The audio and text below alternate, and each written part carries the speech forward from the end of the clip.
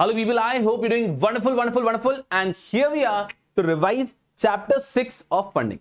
देखिए ऐसा है, शुरुआत में थोड़ा सा बात कर लेता हूं मैं so that thereafter हम बैक टू बैक एकदम जी जान से पढ़ाई करेंगे. Funding is a beautiful subject. आपको इस सब्जेक्ट का पूरा बेहतरीन आइडिया है. फंडिंग एंड लिस्टिंग के अंदर फंडिंग का जो पोर्शन होता है वो एग्जामिनेशन के अंदर आपके 60 मार्क्स के लिए आता है एंड देयरआफ्टर जो लिस्टिंग का पोर्शन है वो एग्जामिनेशन में 40 मार्क्स का आता है. लिस्टिंग के पोर्शन के लिए एग्जामिनेशन में 40 मार्क्स के लिए काफी कम कंटेंट है, तो स्टूडेंट्स को जनरली लिस्टिंग काफी इजी जाता है. एक एलओडीआर बड़ा सा टॉपिक है जिसका भी हमारा बेहतरीन रिवीजन हुआ है, राइट. तो there is a revision video of LODR, अगर आपने नहीं देखा है तो वो देखिए, जिसके अंदर आपके एलओडीआर के सारे ही रेगुलेशन पूरे बेहतरीन तरीके से आपके दिल में उतर जाएंगे. क्लियर है. तो अगर एलओडीआर के टॉपिक को मैं हटाता हूं तो फिर तो बाकी सारे बहुत ही आसान से चैप्टर होते हैं. तो listing that part of the subject does not trouble students much, but part A this is quite vast. Part A जो है ना वो क्वाइट वास्ट है और एग्जाम में 60 मार्क्स के लिए पढ़ना होता है, तो ये जनरली स्टूडेंट के लिए संघर्ष में रहता है, right. So I will be making an attempt कि आपके जो चैप्टर्स की मेरे रिवीजन वीडियोस अभी तक नहीं आए हैं, जैसे कि रियल एस्टेट इन्वेस्टमेंट ट्रस्ट का ऑलरेडी आया हुआ है, आईसीडीआर का ऑलरेडी आया हुआ है, तो जो चैप्टर के मेरे रिवीजन वीडियोस अभी तक नहीं आए हैं उनके मैं रिवीजन वीडियोस यहां पे आपके लिए बनाऊं. क्लियर है यारों. आज का टारगेट है chapter number 6 funding. What I sure you is in revisions को अगर आपने अच्छे से दिल से अच्छे से देख लिया है and then you read the module once, there is nothing in the world which can stop you, right. Regular batch और रिवीजन के अंदर क्या फर्क होता है? रेगुलर बैच के अंदर हम काफी डेप्थ में हर एक प्रोविजन को पढ़ते हैं, उस प्रोविजन को पढ़ते हैं, क्यों आया है, कैसे आया है, उसकी applicability, everything we discuss in the regular batch. But यहां पे मैं सीधा एग्जाम पॉइंट ऑफ व्यू से जो इंपॉर्टेंट एस्पेक्ट है उस पर फोकस करूंगा. ओके. यहां पे of course we can not go into the logic of the sections and everything because this is a quick revision, this is a very ऐसा exam के पहले वाला रिवीजन. क्लियर है यारों. तो ये आपने पढ़ना है जीजान से. इसके बाद में मॉड्यूल का एक एक वर्ड का एक रीडिंग ले लेना है, ठीक है, and then you are sorted. और जो हमारे रेगुलर बैच के बच्चे हैं उन बच्चों ने तो सिंपली ये रिवीजन देख लिया, उसका तो हमने नोट्स का एडिशनल क्वेश्चन बुक का रीडिंग ले लिया, that is more and more than sufficient. Clear है क्या पे हम लोग. चलिए, अब आप लोग भी हैं तो नहीं मेरे सामने, तो मैं बस आशा करूंगा कि आप जब ये वीडियो देख रहे हैं ना तब आप जी जान से साथ में एकदम ऐसा नॉड कर रहे हो, हाँ ना राधे राधे करते रह रहे हो, तभी मजा आएगा इस सब्जेक्ट के अंदर. तो रिवीजन का आनंद तब आएगा जब आप एक्टिवली पार्टिसिपेट करोगे. क्लियर है यारों. चलो, तो चैप्टर नंबर 6 फंडिंग. इस चैप्टर को मैंने डिवाइड किया है debt funding, Indian fund based corporate debt. इसे मैंने डिवाइड किया कुछ पार्ट्स में. देखो यहां पे चैप्टर नंबर 6 को मैंने डिवाइड कर दिया है. सबसे पहले बेसिक 6.2 एंड 6.4 जो हम डिस्कस नहीं करेंगे, सेल्फ रीड है ऑफ कोर्स. इसमें बताया डिबेंचर कितने प्रकार के होते हैं एवरीथिंग, राइट. तो जो आप एग्जीक्यूटिव के भी पहले पढ़ चुके हो वो सब बेसिक्स में दिया. फिर आता है सुनना SEBI ICDR regulation 2018 on issue of debt securities. तो जब डेट सिक्योरिटीज इशू होती है, कभी कभी मैं बताऊंगा कब, आईसीडीआर रेगुलेशन भी अप्लाई होता है. तो आईसीडीआर रेगुलेशन के अंदर क्या दिया गया है on issue of debt securities. आज का टॉपिक है इशू ऑफ डेट सिक्योरिटीज के डेट सिक्योरिटीज इशू की जाती है, वो आज का टॉपिक है. तो जब डेट सिक्योरिटीज इशू की जाती है तब आईसीडीआर क्या कहता है ये यहां पे पढ़ेंगे.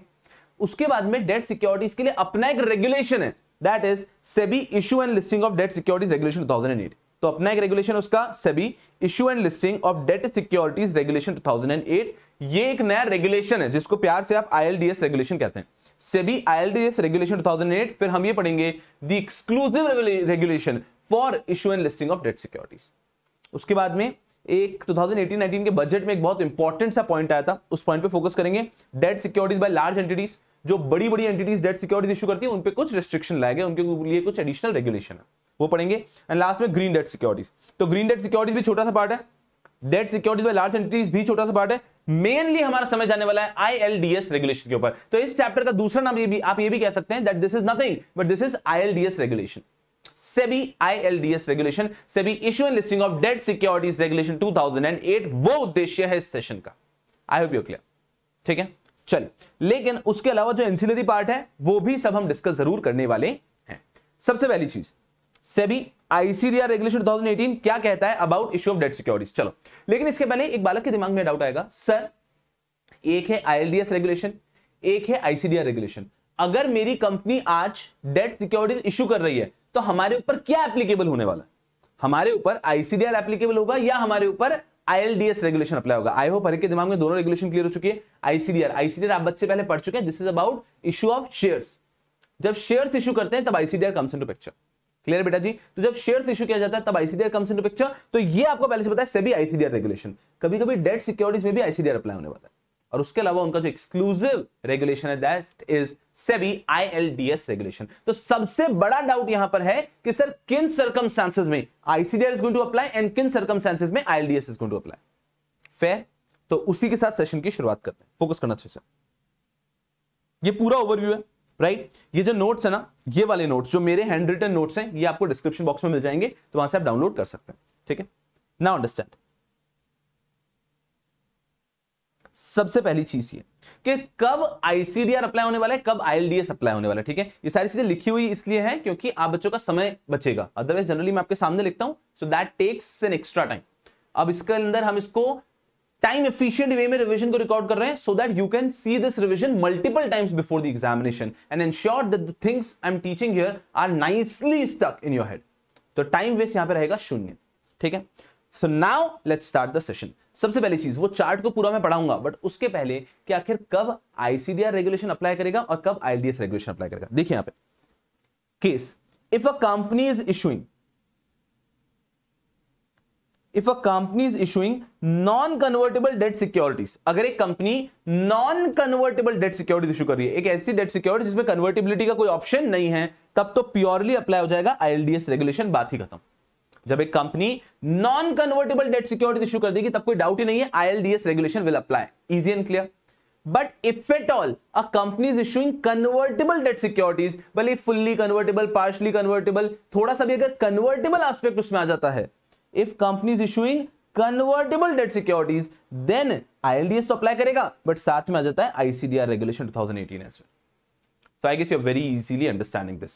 If a company is issuing completely non-convertible, अगर non-convertible debt securities है, मतलब इक्विटी शेयर्स वगैरह कुछ पिक्चर में भी नहीं आने वाले, दूर दूर तक आने ही नहीं वाले, तो आईसीडीआर की जरूरत ही नहीं है, तो आईएलडीएस ही अप्लाई करेगा। But if it all it is convertible debt securities, तो यहाँ पे डेट सिक्योरिटीज भी हैं और कन्वर्ट होकर इक्विटी शेयर्स भी आ सकते हैं, तो in that particular case ICDR and ILDS इसको दोनों अप्लाई करने वाले। तो एकदम इजी सी बात है कि if only debt security, if the debt security is non convertible, then ILDS regulation is going to apply.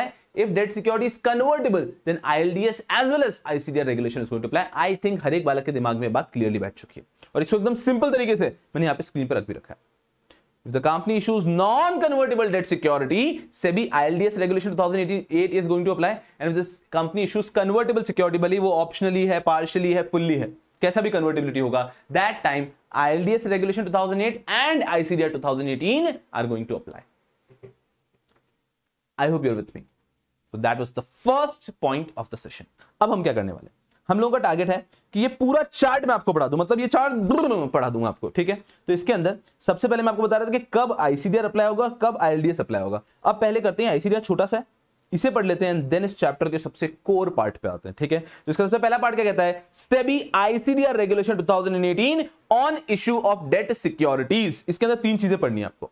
एक, व्हाट इज द एलिजिबिलिटी, कि एलिजिबिलिटी क्या है। दूसरी चीज, additional requirement for issue of convertible debt security, के normally ICDR में जो requirement है उसके अलावा क्या एडिशनल रिक्वायरमेंट आ जाता है अगर डेट सिक्योरिटीज इशू हो रहा है convertible. And last, conversion of optionally convertible debt instrument, उसके लिए क्या। सर ये चार्ट इतना इंपॉर्टेंट क्यों है, बार बार आप इस चार्ट पे आ रहे हो? मैं आपको क्या कह रहा हूं कि जब आपका मैं पूरा रिविजन करा दूंगा, फिर आपने क्या करना चाहिए, सिर्फ ये चार्ट ओपन करो और उसमें देखो कि आपको सब कुछ आ रहा है कि नहीं आ रहा है। हाँ, ये इसके अंदर एलिजिबिलिटी में ये था, इसके अंदर ये था, इसके अंदर ये था, आईएलडीएस में ये सब आपको पता होना चाहिए। तो ये सारे जो टॉपिक्स हैं लिखे, ये सब मैं आपको पढ़ाऊंगा। तो इवेंचुअली इस हद तक हमें पढ़ लेना है कि आप सिर्फ ये इंडेक्स देखें and you should be able to recall the entire chapter. I hope you understand. Clear है यार? चलिए, तो now let's start ICDR. Yes people, this is ICDR, SEBI issue of capital and disclosure requirement regulation 2018। मैंने कहा इसके अंदर तीन चीजें पढ़नी है सिर्फ, A eligibility, B additional requirement for convertible debt instrument, convertible debt instrument के लिए क्या एडिशनल रिक्वायरमेंट है आईसीडीआर में, एंड लास्ट सी यहां पे conversion of optionally convertible debt instrument into equity shares, के ऑप्शनली कन्वर्टेबल होंगे उनके लिए क्या एडिशनल कंडीशंस है। बहुत आसान है आईसीडीआर, 1% भी परेशानी नहीं होगी। सबसे पहली बात आती है कि आईसीडीआर में क्या दिया है, एलिजिबिलिटी, कि कौन इश्यू कर सकता है convertible debt instrument, which company can issue convertible debt security, any company which is not defaulted the payment of interest of और principal of any debt security. कोई भी एक ऐसी कंपनी जिसने डिफॉल्ट नहीं किया on payment of interest and principal of any debt security to public for more than 6 months। एकदम clear. यहां पे क्या लिखा हुआ देखो, मैं आपको वही बता रहा हूं जो वहां पे ऑलरेडी लिखा हुआ है यारों। आपके यहां पे क्या लिखा है देखना एकदम आराम से, it is not default in payment of interest और repayment of principal amount in respect of debt security issued by to public for any period of more than 6 months। कि अगर इन्होंने कभी भी कोई डेट सिक्योरिटी पे, पहले इश्यू की डेट सिक्योरिटी पे इंटरेस्ट या प्रिंसिपल पे नहीं किया है फॉर मोर देन 6 मंथ्स, तो इनको अब हम कन्वर्टेबल डेट सिक्योरिटी इश्यू करने नहीं देंगे। The logic is very easy कि पुरानी डेट सिक्योरिटीज का तो आपने पेमेंट नहीं किया है और अब आप आ गए नए डेट सिक्योरिटी इश्यू करने, तो वेरी इजी पॉइंट, एलिजिबिलिटी के आईसीडीआर में, under ICDR which company can issue convertible debt security? A company which is not defaulted, a company which has not defaulted for interest और principal payment over any debt securities issued to public for more than 6 months. तो एक ऐसी company जिसने interest या principal में default नहीं किया इसके रीपेमेंट के अंदर to public for more than 6 months, only that particular company can go for issuing convertible debt securities under ICDR. तो पहला पॉइंट होता है एलिजिबिलिटी का। आईसीडीआर कहता है सिर्फ वो कंपनीज एलिजिबल हैं जिन्होंने इंटरेस्ट और प्रिंसिपल, जिन्होंने इंटरेस्ट और प्रिंसिपल टाइम पे दिया है। अगर किसी का भी इंटरेस्ट और प्रिंसिपल का डेट सिक्योरिटी टू पब्लिक पे डिफॉल्ट है फॉर मोर देन 6 मंथ्स, तो they can not issue now any further debt securities, convertible debt securities to public. I hope eligibility is clear. Sir अगर non convertible करेंगे तो वो आईएलडीएस में पढ़ेंगे ना, अभी तो हम आईसीडीआर पढ़ रहे हैं और आईसीडीआर कब आता है? When there is convertible debt security. तो पहली चीज आ गई एलिजिबिलिटी। आईसीडीआर में 3 पॉइंट पढ़ना है, एलिजिबिलिटी पढ़ चुके हैं, अब दूसरा आ रहे हैं एडिशनल कंडीशंस। क्या है? काफी आसान। पहली additional condition, you have to ensure that you obtain credit rating, कि अगर कोई कंपनी इशू कर रही है कन्वर्टेबल डेट सिक्योरिटी तो उससे क्रेडिट रेटिंग लेना अनिवार्य है। दूसरा, डिबेंचर ट्रस्टीज को अपॉइंट करना अनिवार्य है। तीसरा, डीआरआर कंपनीज एक्ट के हिसाब से ट्रांसफर करना अनिवार्य है। उसके बाद में अगर ये जो आप कन्वर्टेबल डेट सिक्योरिटीज इशू कर रहे हैं, if they are secured then asset should be sufficient. मतलब अगर मान लीजिए आप 100 करोड़ की कन्वर्टेबल डेट सिक्योरिटी इशू करके पब्लिक से 100 करोड़ रेस कर रहे हैं, तो आप जो असेट दे रहे हैं इसकी सिक्योरिटी के तौर पे वो 100 करोड़ से ज्यादा होना चाहिए। तो asset should be sufficient to pay them off. Asset should ideally be free from encumbrance. The asset जो आप दे रहे हैं, it should be free from encumbrance. I don't think professional students को मुझे बताना होगा what do you mean by encumbrance. So this should be completely free of encumbrance. Clear है? Ideally it should be free from encumbrance. Next, if any second charge or peri passu charge अगर second charge और peri passu charge मिल रहा है आपको, then आपको ध्यान रखना होगा क्या? Consent of first charge holder is obtained, कि फर्स्ट चार्ज होल्डर की कंसेंट ले ली, and asset is sufficient after deducting the first charge amount. मुझे लगता है कि आप बच्चों को समझ में आ गया होगा, बट फिर भी अगर किसी को नहीं समझाया तो मैं समझाने की कोशिश करता हूं। सुनना ध्यान से। आइडियली तो क्या कहा है कि अगर एक company convertible debt security issue कर रही है, फॉर एग्जांपल 100 सीआर की, तो उनको सिक्योरिटी देना है, तो इफ इट इज सिक्योर्ड तो सिक्योरिटी दे रहे हैं, चलो 120 सीआर की, सफिशिएंट होना चाहिए, ठीक है। यहां पे आपका फर्स्ट चार्ज होना चाहिए। फर्स्ट चार्ज का मतलब समझते हैं कि इस सिक्योरिटी पे, ये असेट जो आपको एज ए सिक्योरिटी दिया जा रहा है, इस पे पहला हक आपका होना चाहिए। Understand very carefully. मान लीजिए एक कंपनी है रिलायंस, रिलायंस ने 100 करोड़ के कन्वर्टेबल डेट सिक्योरिटीज इशू की, ठीक है। पब्लिक बोली कि हाँ हम ये सिक्योरिटी लेने को तैयार हैं, बट हमें सिक्योरिटी चाहिए, हम ये सिक्योरिटी इंस्ट्रूमेंट लेने को तैयार है, डेट सिक्योरिटी, बट हमें कुछ ना कुछ मॉर्गेज, कुछ एसेट चाहिए। रिलायंस बोला कि हाँ हमारा एक फैक्ट्री है, वो फैक्ट्री आपको दे देते हैं। फैक्ट्री कितने का है? 250 करोड़ का है। बोले चलेगा सर, 250 करोड़ का फैक्ट्री है, हमारे फैक्ट्री है देहरादून में 250 करोड़ का, वो हम आपको एज ए सिक्योरिटी दे देते हैं, चलेगा क्या? चलेगा उनको। आप सबको पता है कि जब चार्ज के रूप में दिया जाता है, असेट कंपनी के पास ही होता है, कंपनी ही यूज करता है, बस कंपनी उसको सेल नहीं कर सकता जब तक इनको रीपेमेंट नहीं करता है। और अगर रीपेमेंट में कुछ डिफॉल्ट किया तो इंस्ट्रूमेंट होल्डर्स के पास राइट होता है कि वो असेट को बेच के अपना पैसा रिकवर कर ले। Very basic. अब यहां पे क्या सुनना, रिलायंस ने कहा ठीक है 250 करोड़ का फैक्ट्री हम आपको दे देते हैं। फिर पता चला कि रिलायंस ने पिछले साल एक 100 करोड़ का लोन लिया था एचडीएफसी से, जहां पे इसी फैक्ट्री को उन्होंने सिक्योरिटी के तौर पे दिया था। तो अब यही फैक्ट्री है, आपको भी सिक्योरिटी के तौर पे देते हैं। ऐसा कर सकते हैं क्या? बिल्कुल कर सकते हैं। यहां पे आपको कहा जाता है second charge holder. Now you become a second charge holder, right? तो you become a second charge holder. तो सर ये अलाउड है क्या? देखो क्या लिखा है, इफ सेकंड चार्ज और पेरीपसु मतलब इक्वल, और सेकंड चार्ज मतलब second charge. If second charge holder is being created, अगर आपको सेकंड चार्ज क्रिएट कर रहे हैं तो आप किन चीजों का ध्यान रखोगे? आप लॉजिकली सोचो ना, you just think logically. If you are a second charge holder, what would you want? You would want that factory जो है ना, पहला तो एचडीएफसी का राइट है, तो जो फैक्ट्री है ना वो एचडीएफसी का परमिशन चाहिए। Consent of first charge holder is obtain, कि अगर आप हमें किसी असेट पे सेकंड चार्ज दे रहे हो तो फर्स्ट चार्ज जिसको दिया था उसका कंसेंट लेकर आओ, ठीक है? एचडीएफसी का कंसेंट ले लिया। दूसरी चीज कि the value of this asset should be enough to pay off both of you. इसकी वैल्यू 250 करोड़ है, उनका 100 करोड़ का लोन देने के बाद भी 150 करोड़ की वैल्यू बनती है, और आपकी 100 करोड़ की इंस्ट्रूमेंट है तो आराम से हो जाएगा। ये भी एक सेकंड बात है। तो दो चीजें ध्यान रखनी है कि अगर आपको कभी भी सब्सीक्वेंट चार्ज दे रहे हैं या परिपशु, परिपशु मतलब फिर दोनों को इक्वल प्रोमिनेंस होगा, मतलब इसको बेच के आप दोनों में इक्वली डिस्ट्रीब्यूट होंगे, तो भी you two enough that this should be enough to pay you both. So if ever any person who is investing in a company buying convertible debt securities, ICDR says कि अगर वो secured है और आपको subsequent second charge या परिपशु charge मिल रहा है, तो you have to ensure two things कि consent आपको obtain करना है first charge holder का, and asset should be sufficient to pay you both. I hope you understand.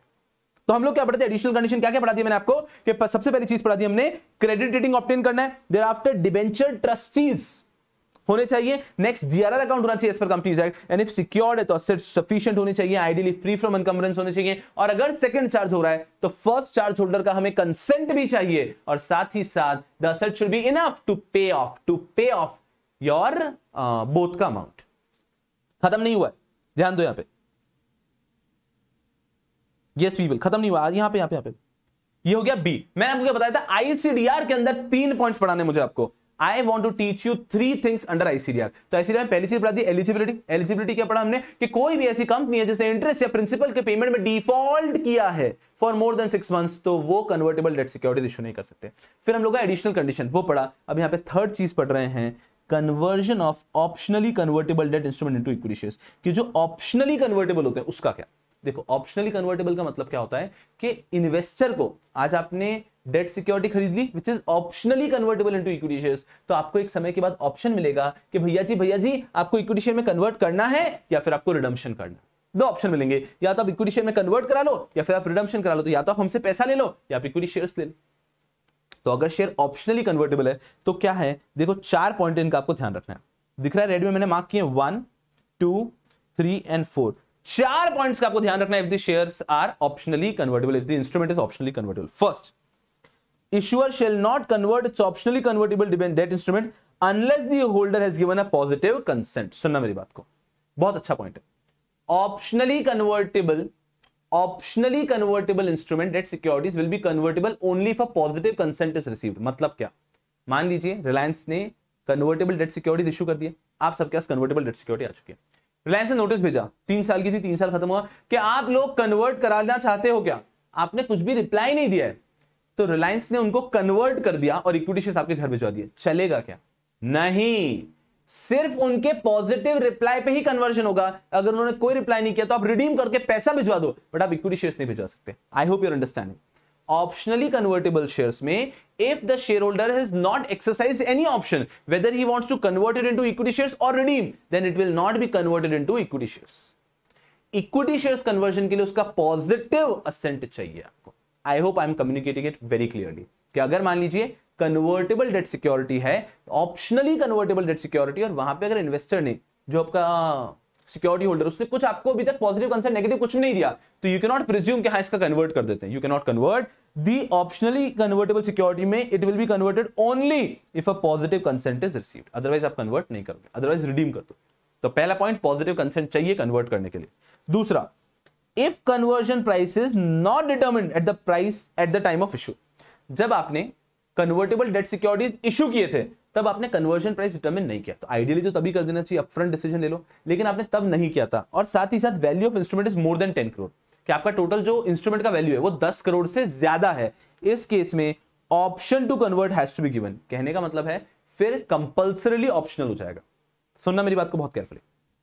आज मान लीजिए रिलायंस ने कन्वर्टेबल डेट सिक्योरिटीज इशू किए, ऑप्शनल नहीं, कंपल्सरी कन्वर्टेबल समझ लो. उन्होंने ऑप्शनल बताया नहीं है, कंपल्सरी कन्वर्टेबल है कि ये सिक्योरिटी आपके 3 साल के एंड में कन्वर्ट होकर इक्विटी शेयर में बन जाएगी. लेकिन उन्होंने प्राइस डिटरमिन नहीं की कि आपको इक्विटी शेयर किस रेट के हिसाब में से मिलेंगे. आपको समझना होगा ना. आज मान लीजिए रिलायंस का एक इक्विटी शेयर है 2100 रुपीज का, ठीक है, मैं एज ऑन डेट बता रहा हूं, it might change the day you are seeing the lecture. 2100 rupees का आज रिलायंस का शेयर है, और आपने 100 रुपीज के डेट सिक्योरिटीज लिए, तो इसका मतलब ये होगा ना, जिसके पास 21 डेट सिक्योरिटीज होंगे उसको मिलके एक इक्विटी शेयर मिलेगा. 100 रुपीज की डेट सिक्योरिटी है और 21 डेट सिक्योरिटीज होंगे, तब 2100 का एक शेयर मिलेगा. तो कंपनी को एक प्राइस बतानी होती है कि किस रेट के हिसाब से हम आपको इक्विटी शेयर देंगे. फॉर एग्जांपल कंपनी कह देती है कि हम आपको इक्विटी शेयर देंगे 2000 के हिसाब से, तो जिसके पास में 20 डेट सिक्योरिटीज होंगे उसको एक इक्विटी शेयर मिलेगा. मान लो कंपनी कह रही थी कि हम आपको 1000 के हिसाब से देंगे, तो इसका 10 होगा उसी को एक मिल जाएगा. सो कंपनी को डिटरमिन करना पड़ेगा कि कन्वर्जन पे कितना आपको अमाउंट देना है, कितने अमाउंट के हिसाब से आपका कन्वर्जन होगा, कितना पैसा आप दोगे तो आपके डेट सिक्योरिटी को हम कन्वर्ट करेंगे इक्विटी शेयर में। कन्वर्जन प्रीमियम हो सकता है या फिर किस रेट में आपको कन्वर्ट किया जाएगा इक्विटी शेयर में, एज ऑन दैट डेट के हिसाब से तो नहीं होगा ना, अभी से डिटरमिन होता है। तो कंपनी ने पहले से डिटरमिन कर देना है कि कितने रेट में आपके debt securities will be convertible into equity share. I guess you are all with me कि किस रेट के हिसाब से आपके डेट सिक्योरिटीज इक्विटी शेयर में कन्वर्ट होंगे, ये कंपनी को अपफ्रंट बता देना चाहिए। लेकिन अगर कंपनी ने अपफ्रंट नहीं बताया and the issue is more than 10 crore, तो ये इशू आप मैंडेटरीली मान लेंगे कि ऑप्शनली कन्वर्टेबल है। मेरी बात को समझना अच्छे से। रिलायंस ने आज इशू किया था, ऑप्शनली कन्वर्टेबल नहीं था, उनका कंपल्सरी कन्वर्टेबल था, लेकिन 10 करोड़ से ज्यादा था और रिलायंस ने अपफ्रंट प्राइस नहीं बताई। तो लॉ क्या कहता है, हर एक होल्डर को मौका मिलेगा, ऑप्शन मिलेगा कि उसको कन्वर्ट करना है या नहीं करना है। मतलब एक ऐसा इंस्ट्रूमेंट, एक ऐसा issue of convertible debt securities जहां पे आपने अपफ्रंट प्राइस नहीं बताई है किस प्राइस में इक्विटी शेयर में कन्वर्ट होगा, और the size of the issue is more than 10 crore, तो कंपल्सरली हर एक को ऑप्शन का राइट मिलेगा। देखो क्या लिखा है, if conversion price is not determined at the time of issue plus value of instrument is more than 10 crore, option to convert has to be given. I guess I have communicated. ठीक है बेटा जी। तो company ने हमेशा क्या करना चाहिए, upfront ही बता देना चाहिए किस रेट के हिसाब से कन्वर्ट होगा। अगर अपफ्रंट नहीं बताया है और 10 करोड़ से ज्यादा का इशू है तो 100% एंड में आपको ऑप्शन देना पड़ेगा, हर एक को ऑप्शन देना पड़ेगा कि आपको कन्वर्ट करना है कि नहीं करना है। अदरवाइज कंपनी शुरुआत में कह सकती है कि कंपल्सरी कन्वर्टेबल है, जिसको लेना है वो लो। लेकिन अगर आपने कंपल्सरी कन्वर्टेबल भी बोला है, लेकिन अगर आपने अपफ्रंट प्राइस नहीं बताया और 10 करोड़ से ज्यादा का है, तो आपको एंड में ऑप्शन देना होगा। I hope you are understanding this point. If conversion price is not determined at the time of issue plus value of instrument is more than 10 crore, option to convert has to be given। ये दूसरा point था। ठीक है, तो हम पढ़ रहे थे कन्वर्टेबल और convertibility of optionally convertible instrument. उसमें क्या होता है, तो पहला पॉइंट पढ़ा कि पॉजिटिव कंसेंट आएगी तो ही कन्वर्जन होगा, अदरवाइज कन्वर्जन नहीं हो सकता। दूसरा पॉइंट पढ़ा कि अगर कन्वर्जन प्राइस पहले से डिटरमिन नहीं है और value of the instrument is more than 10 crore, तो उस केस में भैया जी कन्वर्जन पे ऑप्शन देना मैंडेटरी है। थर्ड पॉइंट सुनना, अगर आपने शुरुआत में, third point is supplement to the second point only, understand. Second point क्या था कि अगर आपने अपफ्रंट प्राइस नहीं बताई है तो आपको ऑप्शन देना पड़ेगा एंड में, सही बात है। थर्ड पॉइंट कहता है कि सुनो, आपने अपफ्रंट प्राइस नहीं बताई, लेकिन अगर आपने एक अपर कैप बता दिया था, तो वो ऑप्शन देना मैंडेटरी नहीं है, तो वो ऑटोमेटिकली ऑप्शनली कन्वर्टेबल डिबेंचर्स नहीं बन जाएंगे।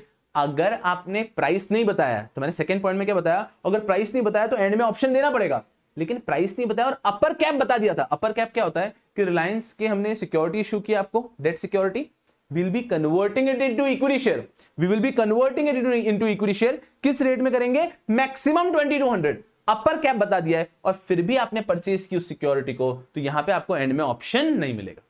तो या तो अपर कैप बता दो या एग्जैक्ट प्राइस बता दो, कन्वर्जन पे कितने प्राइस के हिसाब से इक्विटी शेयर में कन्वर्ट होगा, तो ऑप्शन देने की मैंडेटरी रिक्वायरमेंट नहीं है। या तो अपर कैप बताओ या प्राइस बताओ। That is the third point. And fourth and the last point is very simple कि होल्डर ऑफ द इंस्ट्रूमेंट को क्या करना है, या तो कन्वर्ट करना है या रिडीम करना है, या तो कन्वर्ट करना है या फिर रिडीम करना है, और रिडीम कर देना है within 1 month from the last date to exercise conversion. Clear है। तो एक मैं आज सिक्योरिटी होल्डर हूं, तो मुझे एंड में क्या, दो ऑप्शन है, ऑप्शनली है, तो या तो कन्वर्ट कर या रिडीम कर। तो रिडीम करना है तो कर लिया, नहीं हुआ तो लास्ट डेट ऑफ रिडीम से 1 मंथ के अंदर I have to redeem it, sorry last date to convert से 1 मंथ के अंदर I have to redeem it. For example वही रिलायंस का था, 3 साल का टेन्योर था, 3 साल एंड हो गए, उन्होंने कह दिया एक्सरसाइज पीरियड है, जिसको इक्विटी शेयर में कन्वर्ट करना है अगले 30 दिन में बता दो। तो 30th of January is the last date to apply for conversion. जिनने पॉजिटिव कंसेंट दिया उनका कन्वर्ट हो जाएगा, जिन्होंने पॉजिटिव कंसेंट नहीं दिया उनका रिडीम होगा। तो रिडीम कब तक होना चाहिए, जो लास्ट डेट फॉर कन्वर्जन था से 30th of January या 31st of January, वहां से with in 30 days. So last point is simple, redemption कब हो जाना चाहिए, लास्ट डेट फॉर कन्वर्जन से विद इन 30 डेज। तो कन्वर्जन जिसने कराना था उसने करा लिया, बाकी सबका रिडीम कर दो। तो ये है 4 point. And I will tell you what, यहां पे आपका समाप्त हो चुका है ICDR over issue of debt securities, खत्म। मेन चैप्टर का पार्ट अभी आना बाकी है, the second half. Now what I am going to teach is the main part of the chapter. इस चैप्टर को मैं कह सकता हूं सेबी ILDS रेगुलेशन। अभी तक मैं ILDS पे गया ही नहीं, अभी तक तो मैंने आपको क्या बताया, इस चैप्टर को मैंने डिवाइड किया कि बेसिक्स है, ठीक है। उसके बाद में it is ICDR regulation on issue of debt securities. Which type of debt security, convertible होगा तो ICDR आता है, ठीक है। और ICDR में 3 ही चीजें पढ़नी थी, एलिजिबिलिटी, कंडीशंस एडिशनल क्या क्या है और कन्वर्टेबल के लिए क्या क्या है। तो कंडीशन में हमने पढ़ लिया, एलिजिबिलिटी में हमने पढ़ लिया भाई साहब, सिंपल सी बात है कि अगर किसी का इंटरेस्ट पेमेंट या प्रिंसिपल पेमेंट में किसी का डिफॉल्ट किया है to public for more than 6 months, तो भाई साहब वहां पे आप फिर further convertible debt security issue नहीं कर सकते। फिर हमने कंडीशन पढ़ा, क्रेडिट रेटिंग होनी चाहिए, डीआरआर एक्सेट्रा, इफ सिक्योर्ड तो ऐसा ऐसा ऐसा पूरा होना चाहिए, अगर सेकंड चार्ज क्रिएट हो रहे हो तो फर्स्ट चार्ज का आपने कंसेंट लेना है, और साथ ही साथ एसेट शुड बी सफिशिएंट। फिर हमारे कन्वर्टेबल के अंदर क्या, तो पहला पॉइंट पड़ा कि पॉजिटिव कंसेंट आना ही चाहिए। दूसरा कि अगर आपने शुरुआत में अपफ्रंट प्राइस नहीं बताई है और 10 करोड़ से ज्यादा का इशू है तो वहां पे आपको ऑप्शन देना पड़ेगा एंड में कन्वर्जन का, कन्वर्जन या रिडम्पशन। और उसके बाद में सुनो अगर हमने थर्ड पॉइंट में आए कि अगर हमने एग्जैक्ट प्राइस नहीं बताई बट अपर कैप भी बता दिया तो भी चलेगा, तो आपको ऑप्शन देने की आवश्यकता नहीं है एंड में। और लास्ट पॉइंट हमने पढ़ा कि आपका जो लास्ट डेट फॉर कन्वर्जन है तब तक जिन्होंने पॉजिटिव कंसेंट दिया उनका कन्वर्जन हो जाएगा, और जो नहीं दे पाए उनका 30 डेज के अंदर रिडम्पशन हो जाना चाहिए। And this is SEBI ICDR regulation, SEBI ICDR regulation on issue of convertible debt security। अब हम स्टार्ट करने वाले हैं SEBI ILDS रेगुलेशन 2008, जो इस चैप्टर का सबसे कोर, सबसे टाइम कंज्यूमिंग पार्ट है। चलिए मैं आता हूं वापस इस चार्ट पे। बेसिक्स मैंने कहा आपको खुद से पढ़ना है, बेसिक्स में कुछ है नहीं, मैं आपको अगर दिखाऊं तो ये देखो, डिबेंचर की, डिबेंचर सिक्योर्ड भी होते हैं, अनसिक्योर्ड भी होते हैं, रिडीमेबल भी होते हैं, इरिडीमेबल भी होते हैं, मोड ऑफ रिडम्पशन कन्वर्टेबल होते हैं, नॉन कन्वर्टेबल पार्टली कन्वर्टेबल होते हैं, बेसिक्स होने के बीआरआर भी होते हैं, रजिस्टर्ड भी होते हैं। नाचो, बहुत बढ़िया बात है, ठीक है। तो बेसिक्स आपने खुद से पढ़ना होता है। यहां पे हम लोग थे SEBI ICDR regulation 2018 on issue of debt securities. This is the entire synopsis of the chapter. तो हमने पढ़ लिया, हमारे नोट्स के 6.6 और 6.8 पे जो लिखा है एलिजिबिलिटी, सर दिमाग में क्लियर है सर, बार बार मत बोलो, इंटरेस्ट और प्रिंसिपल रीपेमेंट में अगर डिफॉल्ट किया फॉर मोर देन 6 months तो वो नहीं आ सकते। फिर आया additional requirement for issue of convertible, यहां पे वो सारा पॉइंट है, क्रेडिट रेटिंग, डीआरआर होना चाहिए, आपका ट्रस्ट डीड होना चाहिए, आपने डिबेंचर ट्रस्टी जो है वो अपॉइंट हो जाने चाहिए। उसके बाद में अगर सिक्योर्ड है तो ये कंडीशन होना चाहिए। सबसीक्वेंट अगर आपको सेकंड चार्ज मिल रहा है, परिपक्व चार्ज मिल रहा है, तो आपको फर्स्ट जो चार्ज होल्डर उसका अप्रूवल चाहिए, asset should be sufficient, etcetera etcetera. And हर संभव प्रयास होना चाहिए, प्रेफरेबली आपके अनएनकम्बर्ड एसेट हो तो बेस्ट है, ये सब। फिर आए conversion of optionally convertible debenture, उसने अंदर उस ऑप्शनली कन्वर्टेबल डेट इंस्ट्रूमेंट, अब चार चीजें पड़ी, पॉजिटिव कंसेंट आएगा तो ही कन्वर्जन होगा वरना नहीं होगा। दूसरी चीज पड़ी कि अगर आपने अपफ्रंट प्राइस नहीं बताया और 10 करोड़ से ज्यादा का है तो वहां पर ऑप्शन देना मैंडेटरी है। तीसरी चीज पड़ी कि अपफ्रंट प्राइस नहीं बताया लेकिन अगर अपर कैप बताया तो भी चलेगा। और लास्ट चीज पड़ी कि जो लास्ट डेट ऑफ कन्वर्जन होता है वहां तक जिन जिन लोगों ने कन्वर्ट नहीं करवाया, next 30 days, within next 30 day में उनका रिडम्पशन हो जाना चाहिए। Are you all with me? अरे हाँ हाँ, ऐसे घर पे ऐसे ऐसे ऐसे करो, चलिए यस सर हम आपके साथ हैं। घर वाले चिंतित हो जाने चाहिए कि बच्चा क्या कर रहा है। Are you all with me people? Good good good good good. So with this zeal let's start SEBI ILDS regulation 2008। चलिए या yes we will so SEBI ILDS regulation 2008। चलिए यार, यहां से नोट्स में शुरू होता है SEBI ILDS रेगुलेशन 2008, लेकिन आपके लिए यहां से शुरू होता है SEBI ILDS रेगुलेशन 2008। फोकस 100% यहां पे। सबसे पहले इसमें हमें बहुत कुछ पढ़ना है। इस चैप्टर का जो कोर है वो यही है, SEBI ILDS रेगुलेशन। क्लियर है? तो इस चैप्टर में बाकी सब तो एंसिलरी है, ये कोर है SEBI ILDS regulation 2008, SEBI issue and listing of debt securities regulation 2008। इसमें बहुत सारी चीजें पढ़नी है, सीक्वेंस में A B C D E F करके एंड तक जाना है हमको, जो मैंने आपको पहले से सिनॉप्सिस में दे दिया था। तो सबसे पहली चीज A, एप्लीकेबिलिटी। एप्लीकेबिलिटी क्या है? सिंपल, किस पे एप्लीकेबल होगा? Issue. So it is applicable on issue and public issue of debt securities and listing of public issue of debt securities and listing of privately placed debt securities. एकदम simple. अरे नाम ही क्या है उसका? Issue and listing of debt securities regulation 2008। तो issue, तो सबसे पहले public issue of debt securities and listing of public issue of debt securities and listing even of privately placed debt securities. So that is the applicability के 3 point: public issue of debt securities, listing of public issue of debt securities, and listing of privately placed debt securities. As the name of the regulation is SEBI issue and listing of debt securities regulation 2008. फिर आती है इसकी conditions. बहुत आसान कि क्या क्या conditions है कि अगर आपको ILDS रेगुलेशन के अंतर्गत डेट सिक्योरिटीज इशू करनी होगी तो व्हाट आर द कंडीशंस? पहली कंडीशन आपका, issuer, person in control, promoter, director should not be, अगर वो रिस्ट्रेन्ड या डिबार्ड प्रोहिबिटेड है बाय सेबी तो can not issue debt securities, obvious सी बात है। सेकंड, अगर promoter director is a wilful defaulter then also you can not issue debt securities. And third is, if at all you have defaulted in payment of interest और principal for 6 months then also debt securities can not be issued. तो अगर आपने जो हमने पहले पढ़ा था वैसे ही कि डेट सिक्योरिटीज इशू की, उसमें आपने इंटरेस्ट पेमेंट का डिफॉल्ट किया 6 महीने या उससे ज्यादा का, तो उस केस में भी आप यहां पे डेट सिक्योरिटीज इशू नहीं कर सकते। और issuer, person in control, promoter, director अगर रिस्ट्रेन्ड है या डिबार्ड या प्रोहिबिटेड है तो भी आप डेट सिक्योरिटीज इशू नहीं कर सकते। और अगर आपका प्रमोटर और director is a wilful defaulter तो भी आप डेट सिक्योरिटीज इशू नहीं कर सकते। तो आईएलडीएस ने सबसे पहले आके बोला कि आप और आप बाहर, आप लोग डेट सिक्योरिटीज इशू नहीं कर सकते। फिर आपको क्या करना होगा, simple, you will have to give an application to recognise stock exchange, you will have to obtain in principle approval from recognise stock exchange. I think ये तो आपको बहुत ही कंफर्टेबल है। Credit rating to be disclose in offer document, आपने जितनी credit rating obtain की वो सारी क्रेडिट रेटिंग आपको डिस्क्लोज करना अनिवार्य है। मतलब मैंने अगर 3 क्रेडिट रेटिंग लिए तो तीनों मुझे डिस्क्लोज करना अनिवार्य है, मैं उसमें से 2 डिस्क्लोज कर दूं ऐसा नहीं चलेगा। Then issuer can not issue debt securities for, in 2 कारणों के लिए आप डेट सिक्योरिटीज इशू नहीं कर सकते। किन कारणों के लिए, पहला, for providing loan to any person who is a part of promoter group or same management and to acquire shares from any person who is a part of promoter group or same management। ये क्या पढ़ा है मैंने आपको, simple conditions बता रहा हूं कि क्या क्या कंडीशंस है, क्या क्या कंडीशंस है अगर आईएलडीएस रेगुलेशन के अंतर्गत आप इशू करना चाहते हैं debt securities. I guess base याद है, कन्वर्टेबल पे आईएलडी, कन्वर्टेबल जो सिक्योरिटीज है, कन्वर्टेबल जो सिक्योरिटीज है यारो उसके लिए अलग, और नॉन कन्वर्टेबल सिक्योरिटीज के लिए आईएलडीएस रेगुलेशन पूरा एज इट इज एप्लीकेबल हो जाता है। आई होप क्लियर, ठीक है। तो जो मान लीजिए सिक्योरिटीज है नॉन कन्वर्टेबल है, उन पे पूरा आईएलडीएस रेगुलेशन अप्लाई होता है, और जो कन्वर्टेबल हैं उन पे आईएलडीएस तो अप्लाई करता है, साथ में आईसीडीआर अप्लाई करता है। ये हम पहले पढ़ के आ चुके हैं। आईसीडीआर के जो प्रोविजन तो देख लिया, अब हम आईएलडीएस जो सबसे इंपॉर्टेंट रेगुलेशन उस पे आ रहे हैं। क्या क्या कंडीशंस देख रहे हैं, इन 3 लोगों को मना कर दो कि सिक्योरिटीज इशू नहीं कर सकते, फिर आपको रिकॉग्नाइज्ड स्टॉक एक्सचेंज को एप्लीकेशन देना होगा, इन प्रिंसिपल अप्रूवल लेना होगा, these are all the regular points, then credit rating obtain करनी होगी, और ये 2 कारणों के लिए आप डेट सिक्योरिटीज इशू नहीं कर सकते for giving loan to any person who is a part of the same management or promoter group, और साथ ही साथ to acquire shares from these people। इसके लिए आप डेट सिक्योरिटीज इशू नहीं कर सकते। आई गेस अभी तक बहुत आसान चल रहा है। फिर आता है ऑफर डॉक्यूमेंट, बहुत इजी पॉइंट। सी देखो, ए पढ़ लिया एप्लीकेबिलिटी, बी पढ़ लिया कंडीशन, सी पर आ गए ऑफर डॉक्यूमेंट। ऑफर डॉक्यूमेंट आपको देना होगा सेबी को और स्टॉक एक्सचेंज को। तो ड्राफ्ट ऑफर डॉक्यूमेंट देना है सेबी को, ड्राफ्ट ऑफर डॉक्यूमेंट देना है स्टॉक एक्सचेंज को, और ड्राफ्ट ऑफर डॉक्यूमेंट और फाइनल ऑफर डॉक्यूमेंट आपको देना होता है सेबी को। आई थिंक आप सबको पता है, इसीलिए में पढ़ा है। अब एक छोटा सा एक्स्ट्रा पढ़ना जाता है, who may file a shelf prospectus. Shelf prospectus क्या होता है, आप सब बच्चे पढ़कर आए कि अगर कभी भी आपको 1 साल में मल्टीपल इशू लाने होते हैं तो आप शेल्फ प्रोस्पेक्टस इशू करते हैं, राइट। तो शेल्फ प्रोस्पेक्टस के भरोसे you can issue shares for 1 year, maximum उसका टेन्योर होता है।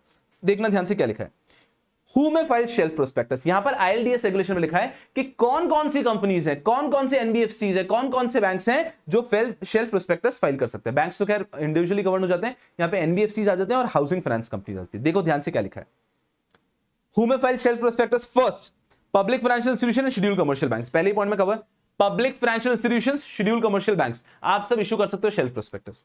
Second, issuer authorized by CBDT, Central Board of Direct Taxes, issuer authorized by CBDT to issue tax free secured bond, issuer authorized by CBDT to issue tax free secured bond, ठीक है। Third, infrastructure debt fund NBFC, ये 3 लोग तो blatantly issue कर सकते हैं आपका shelf prospectus, ठीक है। आपके शेड्यूल कमर्शियल बैंक बोल दो और आपका पब्लिक फाइनेंशियल इंस्टीट्यूशन हो दो। उसके बाद में issuer authorised by CBDT, CBDT बता देना कुछ लोगों को जो कि टैक्स फ्री बॉन्ड इशू कर सकते हैं वो, and next is infrastructure debt fund NBFC, ये लोग तो कर ही सकते हैं। फोर्थ पॉइंट इंटरेस्टिंग है, सुनना, फोर्थ पॉइंट में कौन इशू कर सकते हैं, एनी एनबीएफसी और housing finance company complies with, any NBFC और housing finance company which complies with the following 5 points. इन 5 पॉइंट्स जो कंप्लाई करती है वो एनबीएफसी और housing finance company shelf prospectus issue कर सकती है। क्या, पहला, हैविंग नेटवर्थ ऑफ 500 CR, easy. Next, distributable profit for last 3 years, 3 साल तक डिस्ट्रीब्यूटेबल प्रॉफिट होने चाहिए, ठीक है। Minimum credit rating of AA minus, कम से कम आपका AA माइनस का क्रेडिट रेटिंग होना चाहिए, ठीक है। Next, no regulatory action is pending, SEBI, RBI, National Housing Bank, इनमें से किसी का भी आपके केस को रेगुलेटरी एक्शन पेंडिंग नहीं होना चाहिए। Next, no interest, dividend, principal payment is been defaulted in paying any public financial institution और banking company in last 3 years. Sir लेकिन हमने तो ऊपर पढ़ लिया था कि कोई भी कंपनी ने अगर डिफॉल्ट किया है 6 महीने से ज्यादा का तो उस कंपनी को अलाउड ही नहीं है। अरे बेटा जी, वहां पे क्या लिखा है, केयरफुली अगर आप पढ़ोगे तो अगर किसी भी कंपनी ने पब्लिक को कोई डेट सिक्योरिटीज इशू की थी, पब्लिक को, और उसमें डिफॉल्ट किया है मोर देन 6 मंथ्स, तो उसे अलाउड ही नहीं है डेट सिक्योरिटीज इशू करना। यहां पे क्या लिखा है, अगर आपने किसी बैंक या पब्लिक फाइनेंशियल इंस्टीट्यूशन से भी लोन लिया था और वहां पे भी डिफॉल्ट किया है इन प्रीसीडिंग 3 इयर्स, तो आप शायद डेट सिक्योरिटीज इशू कर सकते थे, लेकिन आप शेल्फ प्रोस्पेक्टस इशू नहीं कर पाओगे। आई होप यू क्लियर कि who can not issue debt securities, जिसने पब्लिक को प्रिंसिपल या इंटरेस्ट पैसा नहीं दिया है। अगर आपने बैंक फाइनेंशियल इंस्टीट्यूशन है उनका प्रिंसिपल का पेमेंट या इंटरेस्ट पेमेंट डिफॉल्ट किया तो आप डेट सिक्योरिटी तो इशू कर सकते हो, बट आप शेल्फ प्रोस्पेक्टस के थ्रू इशू नहीं कर पाओगे। जो 1 साल का एक सिंगल प्रोस्पेक्टस, ये वाले फंडे का आप इस्तेमाल नहीं कर पाओगे। तो ये 5 कंडीशन है, ये 5 कंडीशन है जो आप कंप्लाई करते हैं तो कोई भी एनबीएफसी या हाउसिंग फाइनेंस कंपनी, कोई भी एनबीएफसी या हाउसिंग फाइनेंस कंपनी जो है, कोई भी एनबीएफसी हाउसिंग फाइनेंस कंपनी है वो भी शेल्फ प्रोस्पेक्टस इशू कर सकती है। सर कोई लिस्टेड कंपनी कर सकती है? Let's come out to the 5th point. Any listed company which is listed for 3 years and complies with these same 5 points. यही 5 पॉइंट जो एनबीएफसी और हमने हाउसिंग फाइनेंस कंपनी के लिए रखे थे, यही 5 पॉइंट जो लिस्टेड कंपनी कंप्लाई कर देगी वो भी शेल्फ प्रोस्पेक्टस यूज कर सकती है। चलो हम क्या पढ़ रहे हैं, we are on our point D, और A B C D E F G है, बहुत लंबा जाना है। हम डी पर हैं कि शेल्फ प्रोस्पेक्टस कौन इशू कर सकता है। हम यहां पर देख रहे हैं कि कौन शेल्फ प्रोस्पेक्टस इशू कर सकता है। तो सबसे पहले हमने general public financial institution, schedule commercial bank, central board of directors से जिनको अलाउ कर दिया है टैक्स सेविंग बॉन्ड्स इशू कर सकते हैं। उसके बाद में हमारा एक पर्टिकुलर एनबीएफसी आ गया, infrastructure debt fund NBFC.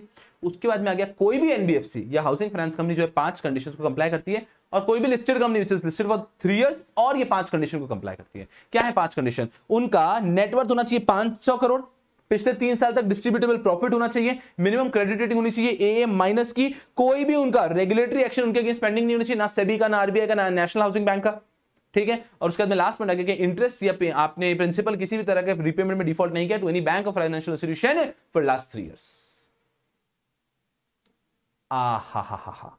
And that is D, who may file shelf prospectus. फिर आता है ई, अनदर इजी पॉइंट। अगर आप देखो ना तो इन सब में अभी तक जो हमने पढ़ा ना, देखो एप्लीकेबिलिटी सुपर इजी है। अरे रेगुलेशन का नाम ही खुद एप्लीकेबिलिटी बताता है। इशू एंड लिस्टिंग, तो issue of debt securities to public, listing of debt securities public and listing of debt securities by way of private placement, बहुत इजी है। कंडीशन में कुछ पढ़ा बी, सी वापस इजी था, डी में कुछ पढ़ा और ई वापस इजी है। एब्रिश प्रोस्पेक्टस जैसे आपने आईसीडीआर में पढ़ा है बचपन में, वैसा ही कि हर एक एप्लीकेशन फॉर्म के साथ में एक एब्रिश प्रोस्पेक्टस जाना अनिवार्य है। Every application form to be accompanied by an abridged prospectus. What do you mean by abridged prospectus? Summary prospectus. अगर आप बच्चों ने मेरा आईसीडीआर का रिवीजन नहीं देखा है तो पहले वो देख लेना, तो आपको और क्रिस्टल क्लैरिटी आएगी। और कोई गधा ऐसा है जिसने आईसीडीआर नहीं देखा बट यहां तक पहुंच चुका है, तो गधे चैप्टर पूरा कंप्लीट कर दो पहले, फिर आईसीडीआर देखना, कोई प्रॉब्लम नहीं है, ठीक है ना। चलिए, तो हमने ABCD E तक आए, बट मेहनत वाले 2 ही पॉइंट लगे अभी तक हमको, अभी तक सारे इजी हैं। अरे ये कुछ पढ़ने वाली बात है कि एब्रिश प्रोस्पेक्टस, हर एक एप्लीकेशन फॉर्म के साथ एक एब्रिश प्रोस्पेक्टस जाना चाहिए, बहुत अच्छी बात है। उसके बाद में सी पॉइंट, ऑफर डॉक्यूमेंट, कि कंपनी ने ड्राफ्ट ऑफर डॉक्यूमेंट देना है स्टॉक एक्सचेंज को, और draft of document offer document दोनों देना है सेबी को। और उसके बाद में कंपनी के रेगुलेशन की एप्लीकेबिलिटी, इशू एंड लिस्टिंग, तो issue of what? Debt securities to public, listing of debt securities to public and listing of debt securities by way of private placement। ये कोई याद रखने वाला पॉइंट थे क्या? मेहनत करनी पड़ेगी आपको सिर्फ बी कंडीशंस पे, एंड जो हमने यहां पे पढ़ा बी डी शेल्फ प्रोस्पेक्टस। हर एक बात 3 से 4 बार बोल चुका हूं ताकि आप इतनी अच्छे से दिमाग में बैठ जाए कि आपको परेशानी होने वाली नहीं। और रेगुलर बैच में इतना इन डेप्थ डिस्कशन किया है कि अंडरस्टैंडिंग पॉइंट ऑफ व्यू से तो आपको 1% भी परेशानी होनी नहीं चाहिए। क्लियर है ना? तो इससे क्या होगा, दिमाग में अच्छे से बैठ भी जाएगा, एंड यार you will kill it in the examination. Hi hi hi. तो ए बी सी डी ई तक हम आ चुके हैं, अब हम आगे बढ़ना चाह रहे हैं। हाँ नहीं, ये दूसरा था। ई के बाद एफ मैं ढूंढ रहा हूं, एफ ये मिला मुझे, एफ फोकस करना, एफ स्ट्रक्चर तरीके से मार्किंग की ताकि आपको परेशानी नहीं होगी। F issue price. अब इशू प्राइस कैसे होगी? अरे बेटा जी बहुत आसान पॉइंट, ये भी एक ऐसा पॉइंट है जिसमें मैं मेहनत नहीं कर, अभी तक भी मेहनत के 2 ही पॉइंट मिले। इशू हो सकता है फिक्स प्राइस मेथड से या बुक बिल्डिंग मेथड से, determined by company in consultation merchant banker, जैसा आईसीडीआर है कि आप डेट सिक्योरिटीज को फिक्स प्राइस पे भी देख सकते हो और यहां पे भी बुक बिल्डिंग कर सकते हो। जो बुक बिल्डिंग हमने खूब पढ़ा है वही बुक बिल्डिंग की बात हो रही है यहां पे। तो आप फिक्स प्राइस पे भी इशू कर सकते हो, बुक बिल्डिंग पे भी कर सकते हो, ठीक है।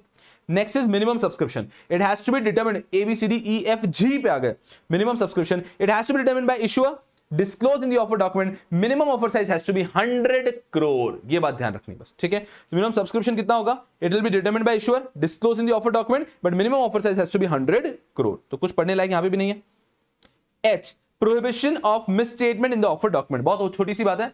शायर क्या कहता है सुनना, कि आपके ऑफर डॉक्यूमेंट में, जैसे कि आपने अगर एग्जीक्यूटिव में पढ़ा होगा गोल्डन रूल ऑफ प्रोस्पेक्टस, वही बात यहां पे golden rule of offer document.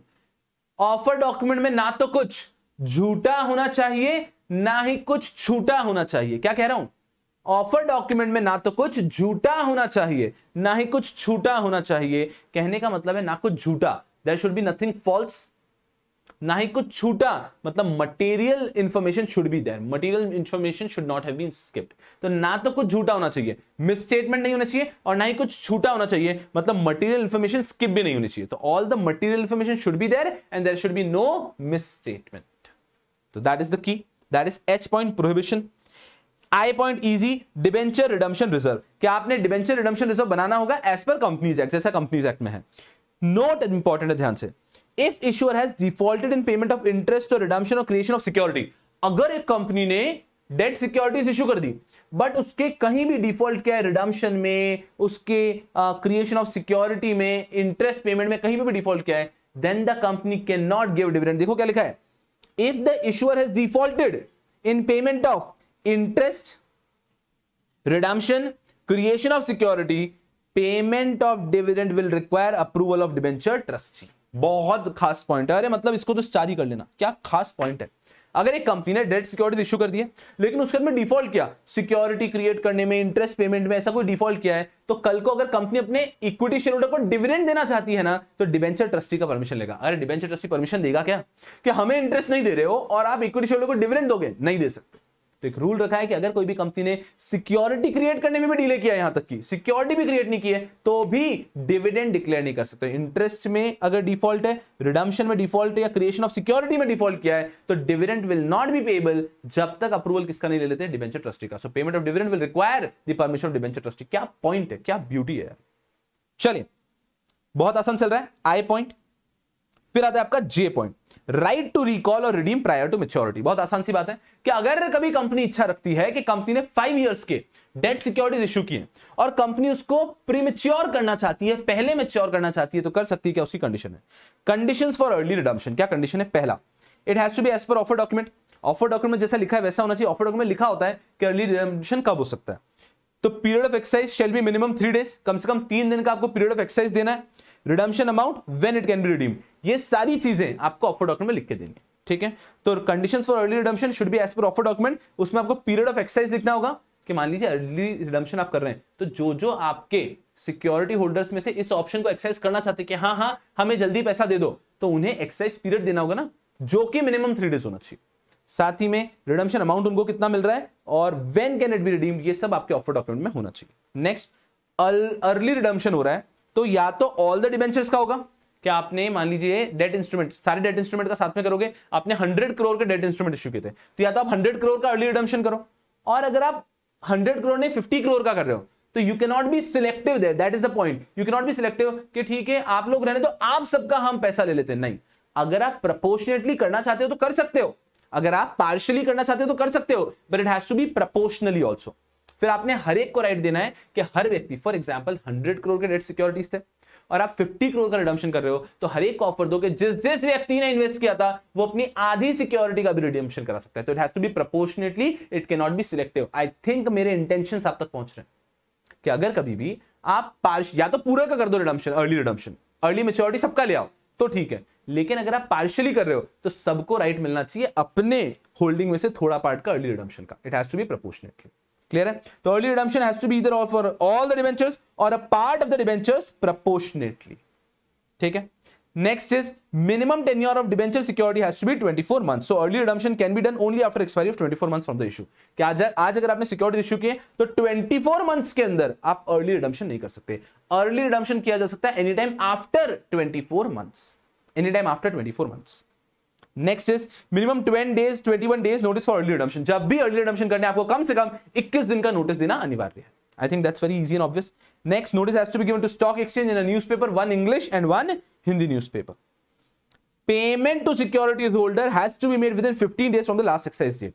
जो लास्ट एक्सरसाइज डेट रखी ना कि जो जो व्यक्ति अर्ली मैच्योरिटी कराना चाहते हैं उन्हें इस डेट तक अप्लाई कर देना, उसके वो खत्म हो गई, वहां से 15 डेज के अंदर पेमेंट हो जाना चाहिए। And detail report regarding redemption has to be given to stock exchange. खत्म हो गई। तो ये हो गया पूरा का पूरा टॉपिक। ये भी अच्छा टॉपिक है। तो अच्छे 3 टॉपिक आ गए, अच्छे 3 टॉपिक आ गए, हैवी 3 टॉपिक आ गए। हमने पढ़ा था बी एक पढ़ा था, उसके बाद में एक पढ़ा था, उसके बाद में ये तीसरा हैवी टॉपिक आ गया। तो इतने सारे टॉपिक्स में देख रहे हैं कि हैवी टॉपिक्स काफी कम है। ये हैवी टॉपिक का एक और आ गया कि भाई साहब अर्ली रिडम्पशन हो सकता है। तो पहला पॉइंट था कि ऑफर डॉक्यूमेंट लिखा है उस हिसाब से करो। फिर हमने देखा कि अर्ली रिडम्पशन कर सकते हो या तो सबका करो, और अगर आप थोड़ा कर रहे हो, प्रपोर्शन का करना चाहते हो तो प्रपोर्शनेटली करो, सिलेक्टिवली नहीं कर सकते। फिर हमने देखा कि मिनिमम टेन्योर आपने 24 मंथ्स का तो रखना ही है, उसके बाद में 21 डेज का नोटिस देना मैंडेटरी है। उसके बाद में हमने देखा कि नोटिस आपको स्टॉक एक्सचेंज और न्यूज़पेपर दोनों में देना होगा, फिर पेमेंट देना होगा आपको विद इन 15 डेज, और लास्ट पॉइंट देखा कि डिटेल रिपोर्ट देना होगा आपको stock exchange. So this is the provision for early maturity। क्या अर्ली मेच्योरिटी करा सकते हैं, बट किसी बात में 24 मंथ से पहले नहीं, 21 डेज का नोटिस, इस प्रकार के provisions. And that's the beauty, बहुत इजी है, बने रहो। आईएलडीएस रेगुलेशन में सबसे ज्यादा कंटेंट है, लेकिन डरने की बात ही नहीं, अभी तक सिर्फ 3 दमदार चीजें मिली, बाकी कुछ दमदार नहीं मिला। तो हम यहां पे तक देख चुके थे, और जी कहां तक, जे तक आ चुके थे। उसके बाद गए हम के पर, कंसोलिडेशन एंड रीइश्यूएंस, कि क्या एक कंपनी को कंसोलिडेशन एंड रीइश्यूएंस अलाउड होता है क्या? What do you mean by consolidation and reissuance? इतना से समझिए कि अगर मान लीजिए हमारी कंपनी है, उसने सिक्योरिटीज इशू कर रखी थी, अब हमें चाहिए कि यार यही सिक्योरिटीज कंटिन्यू करे, लेकिन हमने लोगों को तो वादा किया हुआ है कि 5 इयर्स के एंड में रिडम्पशन होगा, तो हम क्या करते हैं, काम करते हैं, ये लीजिए आपको पैसा चाहिए, हम उन सिक्योरिटीज को वापस इशू करते हैं। ठीक है, तो जो जो लोग बोलते हैं वो खरीदना चाहते हैं, उनसे ही पैसा लेके हम इन्हें पे ऑफ कर देते हैं। तो जो उनमें से भी लोग कंटिन्यू कर सकते हैं, काइंड ऑफ रोल ओवर समझिए, kind of roll over. But roll over में क्या होता है कि एग्जिस्टिंग लोग ही कंटिन्यू करते हैं, यहां पे ऐसा जरूरी नहीं है, यहां पे नया व्यक्ति भी पार्टनर बन सकता है। फॉर एग्जांपल हमारे 100 करोड़ के डेट सिक्योरिटीज थे, ठीक है, तो हमने कहा कि हम इसका रीइश्यूएंस करना चाहते हैं, और कंसोलिडेशन एंड रीइश्यूएंस, तो आप में से जो लोग कंटिन्यू करना चाहते हैं कंटिन्यू करो, और आप में से जो लोग रिडीम कराना चाहते हैं उनको हम रिडीम कर लेंगे, और इससे कोई खरीदना चाहता है तो वो भी खरीद लो। That is consolidation and reissuance. तो कंपनी के बिहाफ पे वही चीज कंटिन्यू करती है, और शेयर होल्डर के पास दोनों ऑप्शन है, कंटिन्यू भी कर सकते हैं और वो रिडम्पशन भी करवा सकते हैं। क्या है इसका provision, condition, AOA should allow, आपकी कंपनी के आर्टिकल्स ऑफ एसोसिएशन में इसका प्रोविजन होना मैंडेटरी है। Next, issue has to be through private placement, फिर आपका जो इश्यू है प्राइवेट प्लेसमेंट होना चाहिए। CR should be obtain, credit rating obtain होना चाहिए, एंड वैलिडेटेड पीरियोडिकली, आपको पीरियोडिकली अपनी क्रेडिट रेटिंग का वैलिडेशन भी कराना होता है। देन पूरे appropriate disclosures should be there. तो कोई बहुत ज्यादा खास कंडीशन नहीं है, 4 कंडीशन दी है यहां तक। तो AOA should allow, issue private placement के थ्रू होना चाहिए, क्रेडिट रेटिंग ऑब्टेन होनी चाहिए, और validated periodically, and appropriate disclosures जो भी है वो सब आपको करना होगा। खत्म हो गई बात, ये कुछ इसको हैवी पॉइंट में नहीं बोलेंगे, कंसेप्ट अच्छा है लेकिन कंडीशंस बहुत बेसिक है। फिर आते हैं ऑब्लिगेशन ऑफ डिबेंचर ट्रस्टी। ठीक है, ये वैसे हैवी नहीं है बट इसको मैं स्टार मार्क मानता हूं, मैंने ओके रेगुलर बैच के टाइम पे भी इसको स्टार मार्क करवाया था आपको। ये स्टार मार्क टॉपिक है आपका। क्यों स्टार मार्क टॉपिक है ये स्टार मार्क टॉपिक इसके लिए है यारों, क्योंकि डिबेंचर ट्रस्टी एग्जामिनर का बहुत ही फेवरेट टॉपिक होता है, और ये आप बच्चों ने एग्जीक्यूटिव में भी देखा है, इसलिए यहां पे बहुत आसान है। What are the obligations of debenture trustee? सबसे पहली चीज, ड्यू डिलिजेंस सर्टिफिकेट देना होता है सेबी को। So debenture trustee has to give a due diligence certificate to SEBI that all the provisions are duly complied with. Next, director appoint करने का right रहता है डिबेंचर ट्रस्टी को। Which director? नॉमिनी डायरेक्टर, कि अगर जरूरत आ गई है तो debenture trustee can appoint a nominee director on the board of the company. Then जो ड्यूटीज आपने एग्जीक्यूटिव बने, duties of debenture trustee under debenture trustee regulation, वो सारी तो है ही सही। देन सारे डिस्क्लोजर्स में सारे मटेरियल जो भी फैक्ट्स इवेंट्स हैं वो सब डिस्क्लोज करना। Debenture trustee has to ensure that disclosure includes all the material events. Next, DRR भी अच्छे से बन रहा है, इसकी भी ड्यूटी डिबेंचर ट्रस्टी की है। और उसके अलावा debenture trustee has to supervise creation of security, कि ड्यू जो सिक्योरिटी वादा किया है वो सिक्योरिटी भी दे रहे हैं कि नहीं दे रहे। So these are the obligations of debenture trustee. Very easy but very important from exam point of view as well. Examiner बड़े दीवाने तो डिबेंचर ट्रस्टी पे तो पूछ लेते हैं कभी भी कि डिबेंचर ट्रस्टी के ऑब्लिगेशंस क्या है, तो ध्यान रखना है कि due diligence certificate, director appoint करने का राइट है, कौन सा वाला डायरेक्टर है भाई साहब? Nominee director. ड्यूटीज जो है अंडर डिबेंचर ट्रस्टी रेगुलेशन में, उसके बाद में डायरेक्ट इसको इंश्योर करने के सारे डिस्क्लोजर्स हो जो भी मटेरियल इवेंट्स है उसके, एंड डीआरआर होना चाहिए, and he has to supervise the creation of the security as well. मैं इधर इशारा करता हूं यार, बट आपको यहां पे ध्यान रखना है ठीक है। तो ये एक और लाइटर पॉइंट, इसको मैं हैवी पॉइंट नहीं बोलूंगा, obligation of debenture trustee. Next आता है अब ये, इसको मैं हैवी पॉइंट बोलूंगा, प्राइवेट प्लेसमेंट। कि भाई साहब अगर देखिए हमने पढ़ा था एप्लीकेबिलिटी में, सो इट इज एप्लीकेबल। हमने क्या पढ़ा? That this ILDS regulation 2008, ILDS regulation 2008 is applicable for public issue as well as private placement. हमने पढ़ा कि प्राइवेट प्लेसमेंट किया हुआ डेट सिक्योरिटीज की भी लिस्टिंग हो सकती है, तो उसके प्रोविजन है। तो सबसे पहले तो प्राइवेट प्लेसमेंट का सबसे बड़ा फायदा यह है that this is a faster way of doing it. सुनो कदम, आप बच्चों की एक आदत होती है कि ऐसे रिवीजन आप टीचर के लगा देते हो 1.25 1.5 पे। मेरा रिक्वेस्ट है कि मैं पढ़ाई 1.5 पे रहा हूं, I understand the importance of your time, so मैं पढ़ाई 1.5 पे रहा हूं, तो you have to be very focus कि गधों इसको 1 पे रखने का। और जिसको लगता है अगर कि सरकार मैं तो रेगुलेशन ही पूरा छोड़ रखा था, तो इसको और स्लो करके 0.75 पे देख लेना, ठीक है? इधर आ जाओ, फोकस है प्राइवेट प्लेसमेंट। सबसे बड़ा फायदा प्राइवेट प्लेसमेंट का है that this is the faster way. Public issue में समय बहुत लगता है, तो प्राइवेट प्लेसमेंट उतना आपको समय नहीं लगता है। कंडीशंस क्या थी प्राइवेट प्लेसमेंट में? पहला, it has to be issued in compliance of companies act and other laws. Private placement में इशू करो, डेट सिक्योरिटीज करो, it should comply with companies act and other laws. Wonderful. Second, credit rating has to be obtain, ये तो हर जगह ही आ रहा है, ठीक है। It has to be issued in demat form, even private के अंदर it has to be issued in demat form. Wonderful. All disclosures have to be made. Application to stock exchange, क्योंकि बड़ी या प्राइवेट प्लेसमेंट में issue करो, eventually it will be listed ना, so application to stock exchange. कुछ बच्चों के दिमाग में अगर ऐसा मिथ है कि सर प्राइवेट प्लेसमेंट किया हुआ कैसे लिस्ट हो सकता है, बिल्कुल हो सकता है। बहुत ही सारी ऐसी कंपनीज है इंडिया में जिन्होंने डेट सिक्योरिटीज को not equity shares, date securities का प्राइवेट प्लेसमेंट किया था और फिर उसको लिस्ट करा दिया, तो होता है। कंप्लाई विद लिस्टिंग एग्रीमेंट, अगर आप एप्लीकेशन दे रहे हो स्टॉक एक्सचेंज को, वहां पे लिस्ट होंगे तो कंप्लाई तो करना ही पड़ेगा। एंड पे फीस टू स्टॉक एक्सचेंज, अब मैं बता रहा हूं उसको याद रखना क्यों आसान है। ये तीनों स्टॉक एक्सचेंज रिलेटेड पॉइंट्स हो गए। Private placement, you have to give application to stock exchange, you have to comply with the listing agreement, and last is you have to pay fees to the stock exchange. Easy. Now ये तीनों ऐसे points हो गए जो हर जगह मिल जाते हैं generally. Credit rating obtain करनी है, डीमैट में होना है, ये कहीं लिखा नहीं बिकॉज इट इज प्रिज्यूम्ड हर जगह पे। डिपॉजिटरीज एक्ट ने कह दिया तो डीमैट में होना चाहिए, तो यहां पे एक्सप्रेसली बताया बिकॉज प्राइवेट प्लेसमेंट, तो लोगों को लगेगा ये तो फिजिकल फॉर्म आएगा, नहीं, ये भी डीमैट में होगा। क्लियर है। And all disclosures have to be made. And पहला पॉइंट से जनरल तो कुछ पॉइंट ही नहीं हो सकता ना, that companies act and all the other laws should be complied with. So that is all about private placement, कि क्या डेट सिक्योरिटीज प्राइवेट प्लेसमेंट के फॉर्म में शो हो सकती है, बिल्कुल हो सकती है, उसके प्रोविजन इतने से। These are the conditions to be complied to issue the shares in private placement form, issue the debt securities in private placement form. Um. अब सुनो सर, ये तो MNOP ऐसा चलेगा, हाँ अब सुनो, ये पेज लास्ट पेज है, एकदम जी जान से आ जाना, ये पेज लास्ट पेज है। M के बाद आएगा N, ये बहुत इजी। मैं बोल के आपका निरादर नहीं करना चाहता, ये मुझे बोलने की कोई आवश्यकता ही नहीं है, वेरी क्लियर है, ठीक है। क्या लिखा है यहाँ पे देखो आराम से, the draft of document has to be published on the website of issuer, company के वेबसाइट पे, इश्यूर के वेबसाइट पे, stock exchange as well as merchant bank, इन तीनों के वेबसाइट पे होना चाहिए। और स्टॉक एक्सचेंज के वेबसाइट पे it has to be download option के साथ इन HTML और PDF फॉर्म। बहुत कॉमन चीज आप देखते हो, तो आपका ऑफर डॉक्यूमेंट इन तीनों की वेबसाइट पे होना चाहिए। MNO, trust and trust deed. Trust deed की बात कर रहे हैं, क्या आपको सबको पता है डिबेंचर ट्रस्टी क्या होता है? I don't have to explain it right now. Trust deed to be executed within 3 months from the closure of the issue. जैसे इशू क्लोज हो उसके 3 months के अंदर trust deed has to be executed and must include all the clauses required by companies act and SEBI debenture trustee regulation. Okay, note, if the trust deed is not executed, then additional 2% interest to be given to security holder up till the trust deed is executed. Are you understanding? अरे ध्यान रख लो, मजा आ गया। इन्होंने कहा है कि जैसी सिक्योरिटी इशू होती है उसके 3 महीने के अंदर, जैसे इशू क्लोज हुआ ना, इशू क्लोज होने के 3 महीने के अंदर trust deed should be executed, ठीक है। उसमें सारे क्लॉज होने चाहिए, required to be companies act और सेबी डिबेंचर ट्रस्टी रेगुलेशन में लिखा है, ठीक है। अगर ट्रस्ट डीड 3 महीने में नहीं आपने एंटर किए, एग्जीक्यूट किए, तो फिर जितने टेन्योर के लिए ट्रस्ट डीड नहीं थी, जब तक ट्रस्ट डीड बनती है तब तक सबको 2% एडिशनल इंटरेस्ट मिलेगा। मतलब मान लो इंटरेस्ट रेट कंपनी ने कमिट की 9%, तो आपको फिर 11% मिलेगा एज अ कंपनसेशन। तो इसीलिए कंपनी जल्दबाजी से क्या करेगी, ट्रस्ट डीड को एग्जीक्यूट कर लेगी। ट्रस्ट डीड एग्जीक्यूट करते ही डिबेंचर ट्रस्टी आ जाता है और वो सिक्योरिटी मांगने लगता है कंपनी से कि दो हमें मॉर्गेज में जो भी आप फैक्ट्री एसेट जो दे रहे हो दो।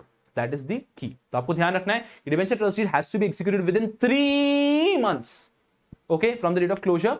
एंड अगर आपने नहीं किया है तो एडिशनल 2% का इंटरेस्ट लगेगा जब तक आप एग्जीक्यूट नहीं करते थे। MNOP redemption and roll over. Roll over is allowed, जैसे कि हमने पहले कंडीशन पढ़ा था वैसे रोल ओवर भी होता है। रोल ओवर में बस क्या होता है कि एग्जिस्टिंग लोगों को मौका मिलता है कि हाँ कंटिन्यू कर लेते हैं, नए लोग रीइश्यूएंस नहीं हो रहा है। रोल ओवर, तो roll over is allowed if 75% security holder in value gives consent through postal ballot. अगर 75%, अगर 75% लोगों ने पॉजिटिव कंसेंट दिया है कि रोल ओवर करो तो ही रोल ओवर होगा, अदरवाइज रोल ओवर नहीं होगा।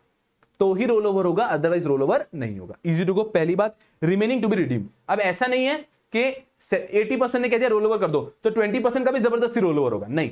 80% ने बोला रोल ओवर करो तो उनका रोल ओवर होगा और 20% को रिडीम कर दिया जाएगा। और अगर 75% से कम, अगर 60% ने बोला रोल ओवर, तो किसी का रोल ओवर नहीं होगा। I hope you understand. Minimum 75% security holder चाहिए रोल ओवर को अप्रूवल कराने के लिए, और उसमें भी जो लोग रिजेक्ट करेंगे उनका रिडम्पशन आप कर दोगे। Next, credit rating is obtained within last 6 months from the redemption date. Roll over से तब होगा जब रिडम्पशन डेट के पिछले 6 महीने में आपने क्रेडिट रेटिंग ऑब्टेन की हो। Next, extend the trust deed और enter into a new trust deed. आप या तो एग्जिस्टिंग ट्रस्ट डीड को एक्सटेंड करो या नए ट्रस्ट डीड में एंटर करो, and it has to be also adequately secured. क्योंकि रिडम्पशन रोल ओवर, याद रखना है रोल ओवर में बस 75% का रूल, कि 75% लोग हाँ करेंगे तभी रोल ओवर होगा, और जो मना कर रहे हैं उनको आप रिडीम कर दोगे। MNOP क्यू पॉइंट पढ़ने की कोई जरूरत नहीं है आपको वैसे, अब देख लेते हैं एक बार आराम से। क्यू पे मैंने स्टार लगा रखे हैं, मतलब क्यू एग्जाम में आएगा, पढ़ने की जरूरत नहीं है, बिकॉज जो आप चैप्टर में पढ़ चुके वही वापस है। स्टार क्यों बता रहा हूं, बिकॉज एग्जामिनर इसको पूछ सकता है, एग्जामिनर इसको पूछ सकता है, ध्यान रखना। बट इसमें कुछ एफर्ट्स नहीं लेने। Procedure for issue of debt security क्या है, देखो, application to stock exchange, obtain in principle approval, obtain credit rating, agreement with the depository for dematerialization, appoint merchant banker, other intermediaries and create DRR account, draft and file offer letter and publish it on website, advertise the offer document, one English newspaper, one Hindi newspaper, disclose price and minimum subscription. In case of non-receipt of minimum subscription, refund within 8 days, post 8 days refund along with interest at 15% per annum. ये executive से आप पढ़ रहे हो तो आपको सब चीजें ऑटोमेटिकली पता है, तो यहां पे कोई नई चीज नहीं है, बट ये एग्जामिनर का अगेन फेवरेट पार्ट हो सकता है। ये पूरा प्रोसीजर है, जो हमने इतनी सारी चीजों में पढ़ा ना, उसको एक जगह पे प्रोसीजर दिया है कि अगर कोई कंपनी को डेट सिक्योरिटीज इशू करनी है तो उस कंपनी को क्या करना है। तो ये सुपर स्टार मार्क है, अगर आपने मार्क नहीं करा तो सुपर स्टार मार्क करके रखना है, ठीक है। एफर्ट्स नहीं लेने, बट एग्जाम में आ सकता है। क्यू के बाद आर में again I don't have to teach you anything, this is simply day count convention. दो गलतफहमी होती है तो मैं आपको बस बता देता हूं। पहली गलतफहमी, what if the interest payment date falls on a holiday. हम जनरली मान लीजिए 6 मंथ का इंटरेस्ट दे रहे हैं और वो हॉलिडे पे आ गया, तो अब क्या होगा, अगले दिन पे करोगे तो वो बोलेगा ना एक दिन का और इंटरेस्ट दो। आपको समझ में आ रहा है ना क्या हो रहा है, कि अगर इंटरेस्ट पेमेंट डेट हॉलिडे पे हो गई तो अगले दिन जब पेमेंट करोगे, नेक्स्ट डे में पेमेंट करोगे, तो बोलेगा ना एक और दिन, ये एक दिन लेट दे रहे तो एक और दिन का इंटरेस्ट दो।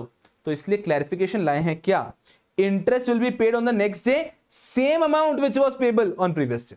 अमाउंट चेंज नहीं होगा, जो आपका पहले अमाउंट था वही अमाउंट पे होगा, बस आपको नेक्स्ट डे पे हो जाएगा, ठीक है। एक और कंफ्यूजन, सर अगर मान लो लीप ईयर है, 366 डेज है, तो क्या हमें एडिशनल इंटरेस्ट मिलेगा क्या? नहीं, इंटरेस्ट इज 10% पर एनम, साल का तो उतना ही बन रहा है ना। Next, what if there is a leap year, yearly interest will be the same, but if interest is payable half yearly, quarterly, monthly, 366 days will be used for calculation. तो अगर आपका अमाउंट साल भर का तो सेम रहेगा, but अगर आपका क्वार्टरली या मंथली या ईयरली किसी और तरीके से पे हो रहा है ना, तो आपका कैलकुलेशन के लिए 366 डेज लिए जाएंगे लीप ईयर। तो इंटरेस्ट पेमेंट के लिए अगर हॉलिडे पे आता है तो अमाउंट सेम रहेगा, बस नेक्स्ट डे पे हो जाएगा, और अगर लीप ईयर है तो भी टोटल ईयरली अमाउंट सेम रहेगा, बस हो सकता है कि आपको कब मिल रहा है वो चेंज हो जाए, 366 डेज दे लेंगे हम कैलकुलेशन के। बस ये हो गया आपका MNOP QR। एस क्या है, इलेक्ट्रॉनिक बुक मैकेनिज्म, वो मैं आपको बताऊंगा बिल्कुल, इलेक्ट्रॉनिक बुक मैकेनिज्म। लेकिन आई थिंक यहां पर हम सब कुछ खत्म कर चुके हैं। एक बार देख लेता हूं मैं, इलेक्ट्रॉनिक बुक मैकेनिज्म के अलावा तो कुछ नहीं है ना, क्योंकि उसमें तो कुछ आपसे डिस्कस करना, तो मुझे स्पीड थोड़ी सी स्लो करनी पड़ जाएगी उसके लिए। यस, इलेक्ट्रॉनिक बुक मैकेनिज्म पे सब कुछ खत्म हो जाता है। टाइमलाइंस है, वो एक पेज है, बस वो आपको देखना होता है।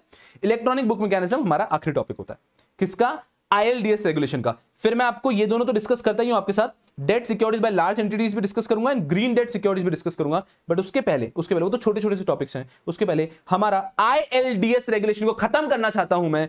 एक टॉपिक बाकी है बस, electronic book mechanism.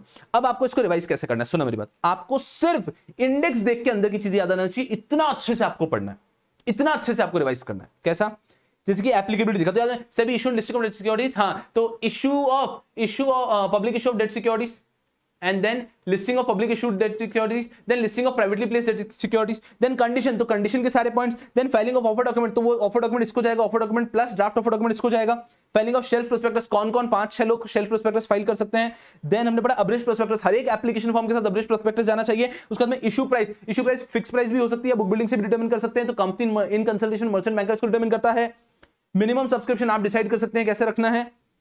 Miss statement, ना कुछ झूठा होना चाहिए ना कुछ छोटा होना चाहिए। DRR टाइम टू टाइम जाना चाहिए। उसके अंदर एक नोट पढ़ा था मैंने आपको कि अगर कंपनी ने सिक्योरिटी क्रिएशन में या इंटरेस्ट पेमेंट या प्रिंसिपल पेमेंट में कुछ भी डिले किया तो कंपनी डिविडेंड पे नहीं कर सकती without the permission of debenture trustee.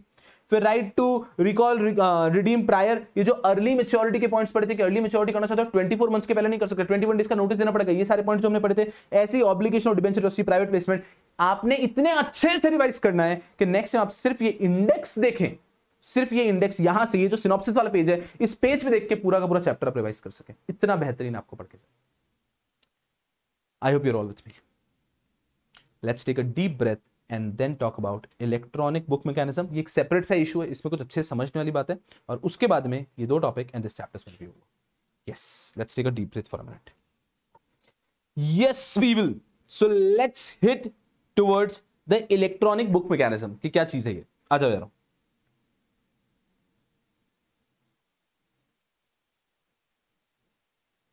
मैंने उस सिनॉप्सिस वाले चार्ट में पेज नंबर्स भी दिए ताकि आपको इजी रहेगा जाने में। Yes yes yes yes yes yes, electronic book mechanism, this page is for you. ठीक है, if you remember regular batch में मैंने ये भी बताया था कि इसमें बिडिंग कैसे होती है। तो बिडिंग के अंदर यहां पर खास बात ये कि जब डेट सिक्योरिटी में बुक बिडिंग होती है ना, तब नॉर्मल बुक बिडिंग में तो क्या होता है, आप सिर्फ प्राइस से बिड करते हो, यहां पर आप इंटरेस्ट रेट से भी बिड करते हो। कट ऑफ यील्ड का कंसेप्ट अगर आपको याद होगा तो, कि फॉर एग्जांपल उन्होंने कह दिया that we want to issue 2 lakh shares, 2 lakh debt securities, आप कितने इंटरेस्ट रेट पे ये डेट सिक्योरिटीज लेने को तैयार हो। फिर लोग बिड करते हैं कि हम 11% पे ले लेंगे, हम 8% पे ले लेंगे, हम 9% पे ले लेंगे। समझ में आ रहा है, इन्वेस्टर बिड कर रहा है कि मुझे अभी डेट सिक्योरिटी दे दो, मुझे सिर्फ 9% इंटरेस्ट देना, मुझे सिर्फ 11% इंटरेस्ट देना। तो people bid what is the interest rate they want. ठीक है, and then company sets, company मुझे बताओ हायर वाला सिलेक्ट करेगी या लोअर वाला। कंपनी लोअर वाला सिलेक्ट करेगी ना, तो कंपनी देखती है यार ये तो 8% में रेडी है, ऐसे रेडी है। इस तरह से कंपनी कट ऑफ करके एक यील्ड का रेट निकालती है, कट ऑफ यील्ड आता है कि इस रेट ऑफ इंटरेस्ट पे हम लोग डेट सिक्योरिटीज इशू कर सकते हैं। ये भी कंपनीज कर सकती हैं। तो फिर रिमेंबर रेगुलर बैच में वी हैव डिस्कस दैट, यहां पर इतने डिस्कशन में नहीं जाएंगे, बट आपको पता होना चाहिए कि यहां पे जब बिडिंग होती है तो वहां पे कभी कभी people have to bid the interest rate as well, right. चलिए हम लोग इलेक्ट्रॉनिक बिडिंग पे आते हैं। Cut off price, cut off yield, ठीक है, डिस्कस किया था हमने। इलेक्ट्रॉनिक बिडिंग क्या होता है यहाँ पे, इलेक्ट्रॉनिक बिडिंग के अंदर, इलेक्ट्रॉनिक बुक बिल्डिंग के अंदर, प्राइवेट प्लेसमेंट के अंदर, बुक बिल्डिंग के प्राइवेट प्लेसमेंट के अंदर इलेक्ट्रॉनिक बिडिंग का सिस्टम है, जहां पे कंपनी कह सकती है, जैसे कि बुक बिल्डिंग होता है उसी प्रकार से, कि हम लोग ये सिक्योरिटीज इशू करना चाहते हैं, आप लोग बिड करिए कि आप कितने में ये सिक्योरिटीज देने को रेडी, या फिर कितने इंटरेस्ट रेट पे सिक्योरिटीज देने को रेडी है। सुनो इसको लेके प्रोविजन क्या, carefully. Bidding timing and period, कि कितने टाइम का बिडिंग होगा, क्या पीरियड होगा। Timing, the time of the bidding should be between 9 to 5, 9 AM to 5 PM के बीच में बिडिंग का टाइम पीरियड होना चाहिए। And it has to be minimum 1 hour, minimum 1 hour, के 1 आवर से कम का टाइम पीरियड नहीं दोगे। तो बिडिंग का टाइम 9 to 5 के बीच में होगा और मिनिमम 1 आवर होगा। इलेक्ट्रॉनिक बिडिंग होती है, आप घर बैठे बैठे कर सकते हो। बिडिंग का अनाउंसमेंट जो है, it has to come 1 day prior to the bidding day, bidding day से एक दिन पहले बिडिंग का अनाउंसमेंट आ जाना चाहिए। It can be change 1 day prior, maximum 2 times. उसके अंदर आपको चेंज भी कर सकते हो, वो भी आप कर सकते हो एक दिन पहले, मैक्सिमम 2 टाइम्स। अब आपके दिमाग में आएगा समझना अच्छे से कि हम जब एक दिन पहले अनाउंस कर रहे हैं और फिर बिडिंग डे हो रहा है, तो फिर उसमें चेंज एक दिन पहले और कैसे करेंगे, अनाउंस तो तभी कर रहे हैं। अरे गधों, मैक्सिमम आप लेट से लेट आपको एक दिन का गैप देना है। मान लीजिए कोई कंपनी ने बिडिंग डेट से 5 दिन पहले अनाउंस कर दिया बिडिंग होने वाला है। अब इन 5 दिन में अगर वो कभी भी चाहे तो कुछ चेंजेस भी कर सकते हैं, बट मैक्सिमम 2 बार चेंजेस कर सकते हैं, और ये चेंजेस करेंगे बिडिंग के एक दिन पहले। तो बिडिंग में जब 24 आवर्स, एक ही दिन बाकी है, तब आप फिर कुछ चेंजेस नहीं कर सकते। तो सबसे पहली चीज कि बिडिंग का अनाउंसमेंट और बिडिंग डे में कम से कम एक दिन का गैप होना चाहिए। अब ज्यादा गैप दो अच्छा है। अगर आपको चेंज करना चाहते हैं बिडिंग के अनाउंसमेंट में फिर तो आप कर सकते हैं, बट वो कर सकते हैं 1 day prior to the bidding day, and maximum 2 time you can make any changes. Next is bidding and allotment process. कि क्या प्रोसेस होता है, तो सिंपल, अलॉटमेंट होता है अनोनिमस ऑर्डर ड्रिवन सिस्टम से। अनोनिमस ऑर्डर ड्रिवन सिस्टम से मतलब ये सिस्टम करता है वही कि जो आपको ज्यादा से ज्यादा पैसा कम से कम इंटरेस्ट रेट पे रेडी है, इंटरेस्ट रेट कंपनी को पे करना पड़ेगा ना इवेंचुअली, तो जो कम से कम इंटरेस्ट रेट पे ज्यादा से ज्यादा पैसा दे रहा है उसको एक्सेप्ट करेंगे। ऑर्डर मैचिंग सिस्टम से होता है। नेक्स्ट इज एप्लीकेंट एंटर करता है bid amount and coupon rate. क्या एंटर करता है, बिड अमाउंट, कि मैं कितना अमाउंट के लिए बिड करना चाहता हूं। कूपन रेट मतलब इंटरेस्ट रेट, यील्ड रेट, कि मुझे कितना इंटरेस्ट रेट चाहिए। कंपनी पसंद करेगी कम से कम इंटरेस्ट रेट से बिड करने वाले को, समझ में आ रहा है ना, because this is the interest rate which the company will have to pay. तो the person bids what, bid amount and interest rate, और कंपनी इंटरेस्ट रेट कम से कम सिलेक्ट करने की कोशिश करेगी। मॉडिफिकेशन एंड कैंसिलेशन को लेके पॉइंट 3 है।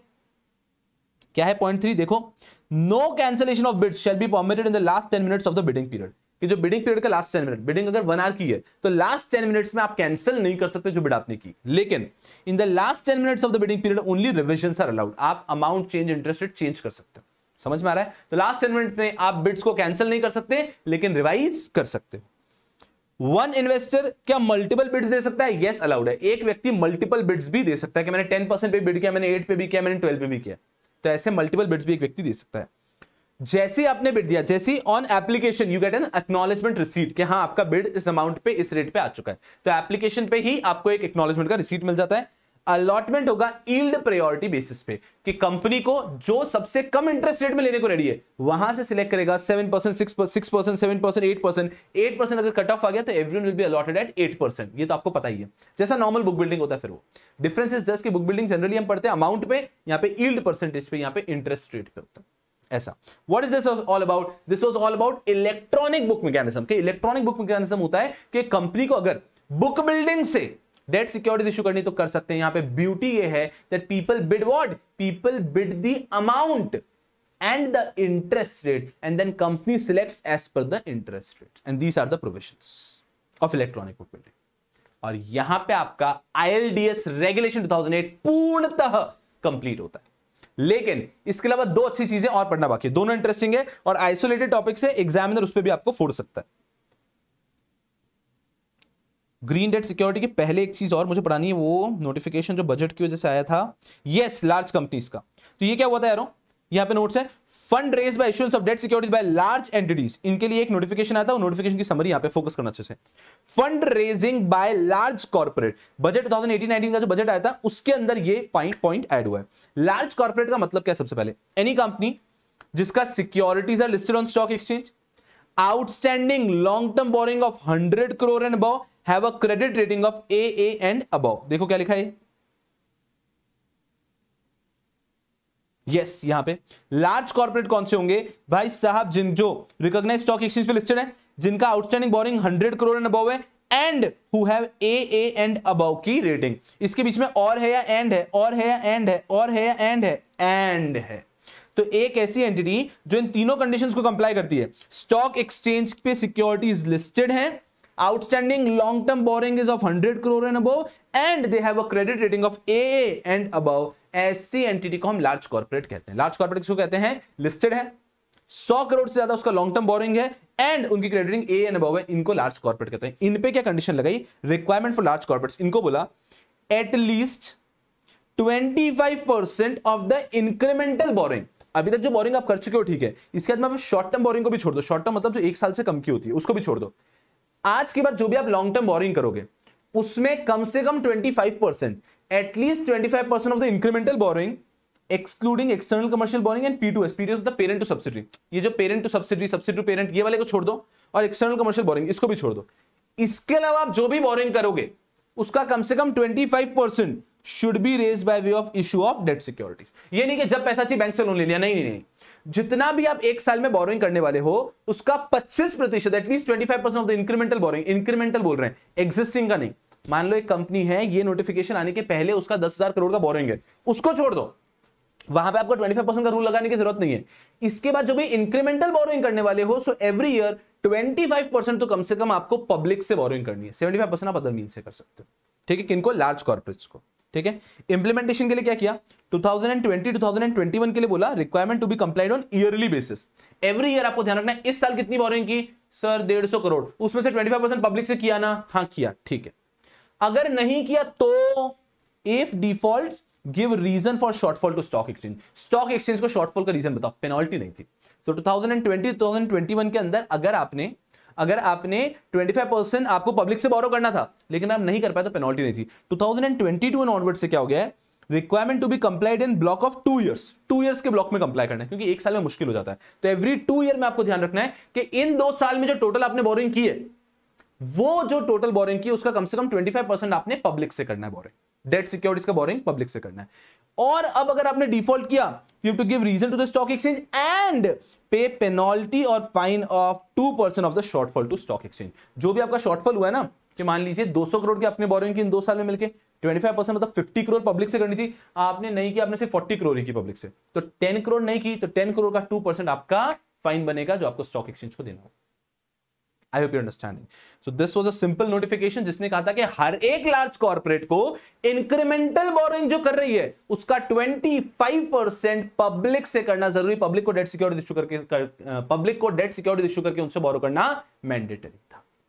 और अगर 2021 में नहीं किया, ईयरली बेसिस पे था, नहीं किया, तो सिर्फ आपको स्टॉक एक्सचेंज को रीजन बताने थे ताकि इनको आदत लग जाए। उसके बाद में ब्लॉक ऑफ 2 इयर्स के हिसाब से करना, जैसे कि 22, 23, 24, 25, 26 ऐसे 2 इयर्स के ब्लॉक में आपको इंश्योर करना है कि आप 25% जो है पब्लिक से बोरो कर रहे हैं, और नहीं किया तो 2% का इंटरेस्ट, 2% का पेनल्टी लगेगा, फाइन लगेगा on the shortfall amount. Wonderful notification. So this was one of the isolated topic. Another एक और एक चीज है, डिस्क्लोजर देना इसी के अंदर, ठीक है। Within 30 days from the beginning of the financial year and within 45 days from the end of financial year। तो छोटा सा डिस्क्लोजर आप पढ़ोगे जब मॉड्यूल, तो आपको मिलेगा कि आपको जैसे ईयर बिगिन होता है उसके 30 डेज में डिस्क्लोज करना है whether you are under large corporate or not। If you are under large corporate तो ईयर एंड के 45 डेज में बोलना है कि हमने पूरा कंप्लायंस किया है कि नहीं किया, इंक्रीमेंटल बोरिंग का, पूरा इंक्रीमेंटल बोरिंग इतनी हुई है। क्लियर है। चलिए आ रहा हूं इसी के साथ, बिना समय वेस्ट किए आपको एक लास्ट टॉपिक पे लिए चलते हैं। इसकी ब्यूटी आपको दिखाएंगे हम दिखा क्यों नहीं पा रहे हैं इसकी beauty? Yes, page view change किया जाए, कुछ दिख क्यों नहीं रहा है अब?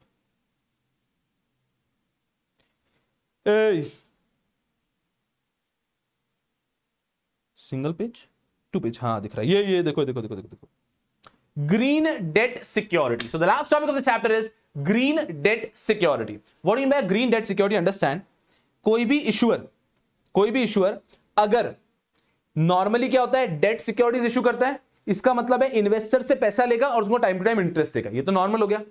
लेकिन अगर इशूअर उस पैसे को यूज करता है ABCDEFGHI इनमें से किसी यूज में, तो ये सिक्योरिटी बन जाती है green security. Are we understanding? So green debt security refers to, इस पे गवर्नमेंट रेगुलेशन से थोड़े से अलग, इसलिए तो green debt security simply means a security wherein when the issuer is issuing debt security, borrowing money and using it for the specified purposes. मतलब ये सब क्या है? एनर्जी रिलेटेड, जहां पे फ्यूल के सब्स्टिट्यूट्स आ रहे हैं, वो सब चीजों के जो आप एनर्जी रिलेटेड, तो ग्रीन इन्वायरमेंट को ग्रीन रखने के लिए जो इनिशिएटिव्स है, वहां अगर आप पैसा इन्वेस्ट कर रहे हैं तो सिक्योरिटी को बोला जाएगा green debt security, green debt instrument, और इसमें गवर्नमेंट आपको काफी रिलैक्सेशन देती है। तो what do you mean by green debt is security? It simply means a security issued and the money will be utilized for the specified objectives.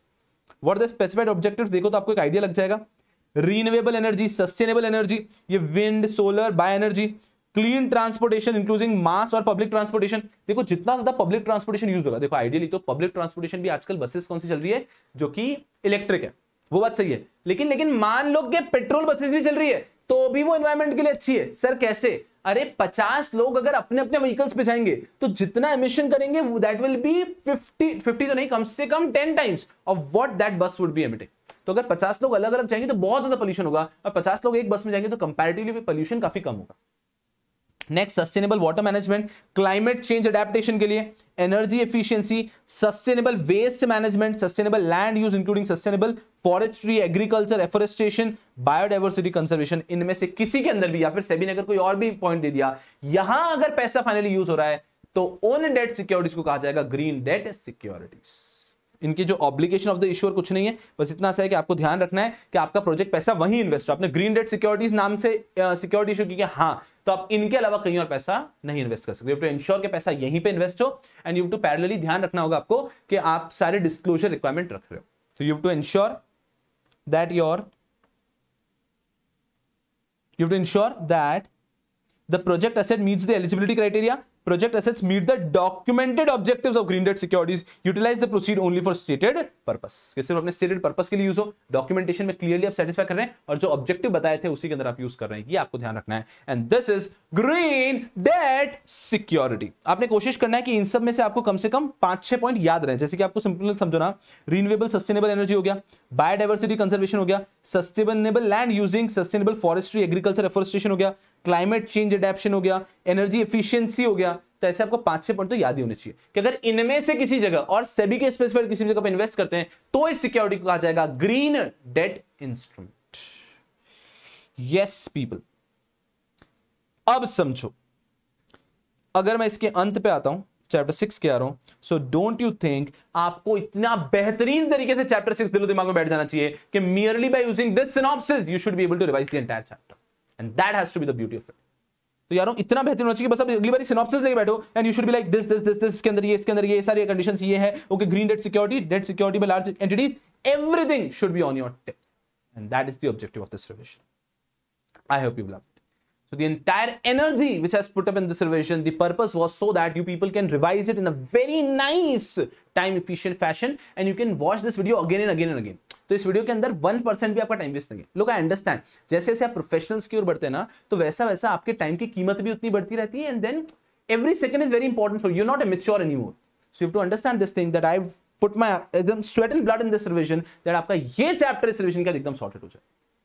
Clear है यारों? तो आपको क्या करना है, सिंपली चैप्टर जैसे ही रिवीजन कंप्लीट करते हो ना अच्छे से, उसी टाइम पे बैठ के आपके नोट से, मॉड्यूल से, जहां से आप पढ़ते हैं वहां से पूरा चैप्टर पढ़ के एंड टू एंड खत्म कर दो। इट विल बी सॉर्टेड कि हाँ अब ये हो चुका है। आई पे getting right? So I hope this revision was really fruitful and I will see you people tomorrow for another revision. ये बस अभी आप समझो, मैं आपको टाइम बताऊं, अभी टाइम क्या हो रहा है आपको दिख रहा है कि स्क्रीन पे आ रहा हूं here. So this is 4:20 and I guess this revision lecture will be played at 6. तो 6 बजे आप तक पहुंचेगा. The purpose of not coming live and taking it and just recording it before the revision is, if I take the same topic in live, it will be taking almost double the time. तो आपने भी live revisions की ना, live में कैसा होता है, इतना ज्यादा समय लग जाता है ना, तो एट द एंड कैसा होता है कि जो I can understand 2 to 3%, 5% students would want कि नहीं सर स्लोली वैसे ही लो, लेकिन उसके अंदर जो मॉब का नुकसान होता है वो बहुत हैवी हो जाता है. And time is the most important resource. तो अंडरस्टैंड कि जो हमारा एक मेल मिलाप है, जो हमारा प्रेम है, वो और बढ़ नहीं पाता इससे, वो लाइव में ज्यादा बढ़ता है, लेकिन ये आपकी पढ़ाई के लिए काफी फायदेमंद रहेगा, ट्रस्ट मी ऑन दैट. तो what I will do is let's ensure कि आपका रिवीजन बेहतरीन तरीके से होता रहे, और ऐसी किसी रैंडम संडे पे मैं लाइव आ जाऊंगा, हम लोग बातें करेंगे. लेकिन right now if it all you got any guidance issues as well, तो आप तब पूछ सकते हैं, लेकिन अभी 100% focus has to be on your revision. Right people, मतलब ऐसा हमें फोड़ना है कि जो लास्ट अटेम्प्ट के रैंक्स थे ना, उससे हमें और ज्यादा रैंक्स फोड़ के लाने इस बार. तो यहां पे जी जान से पढ़ते रहो यारों, एंड रुकना नहीं है. ठीक है, that will be all for this session. Thank you so much for your nice patience. I will see you people soon. Tada, bye bye.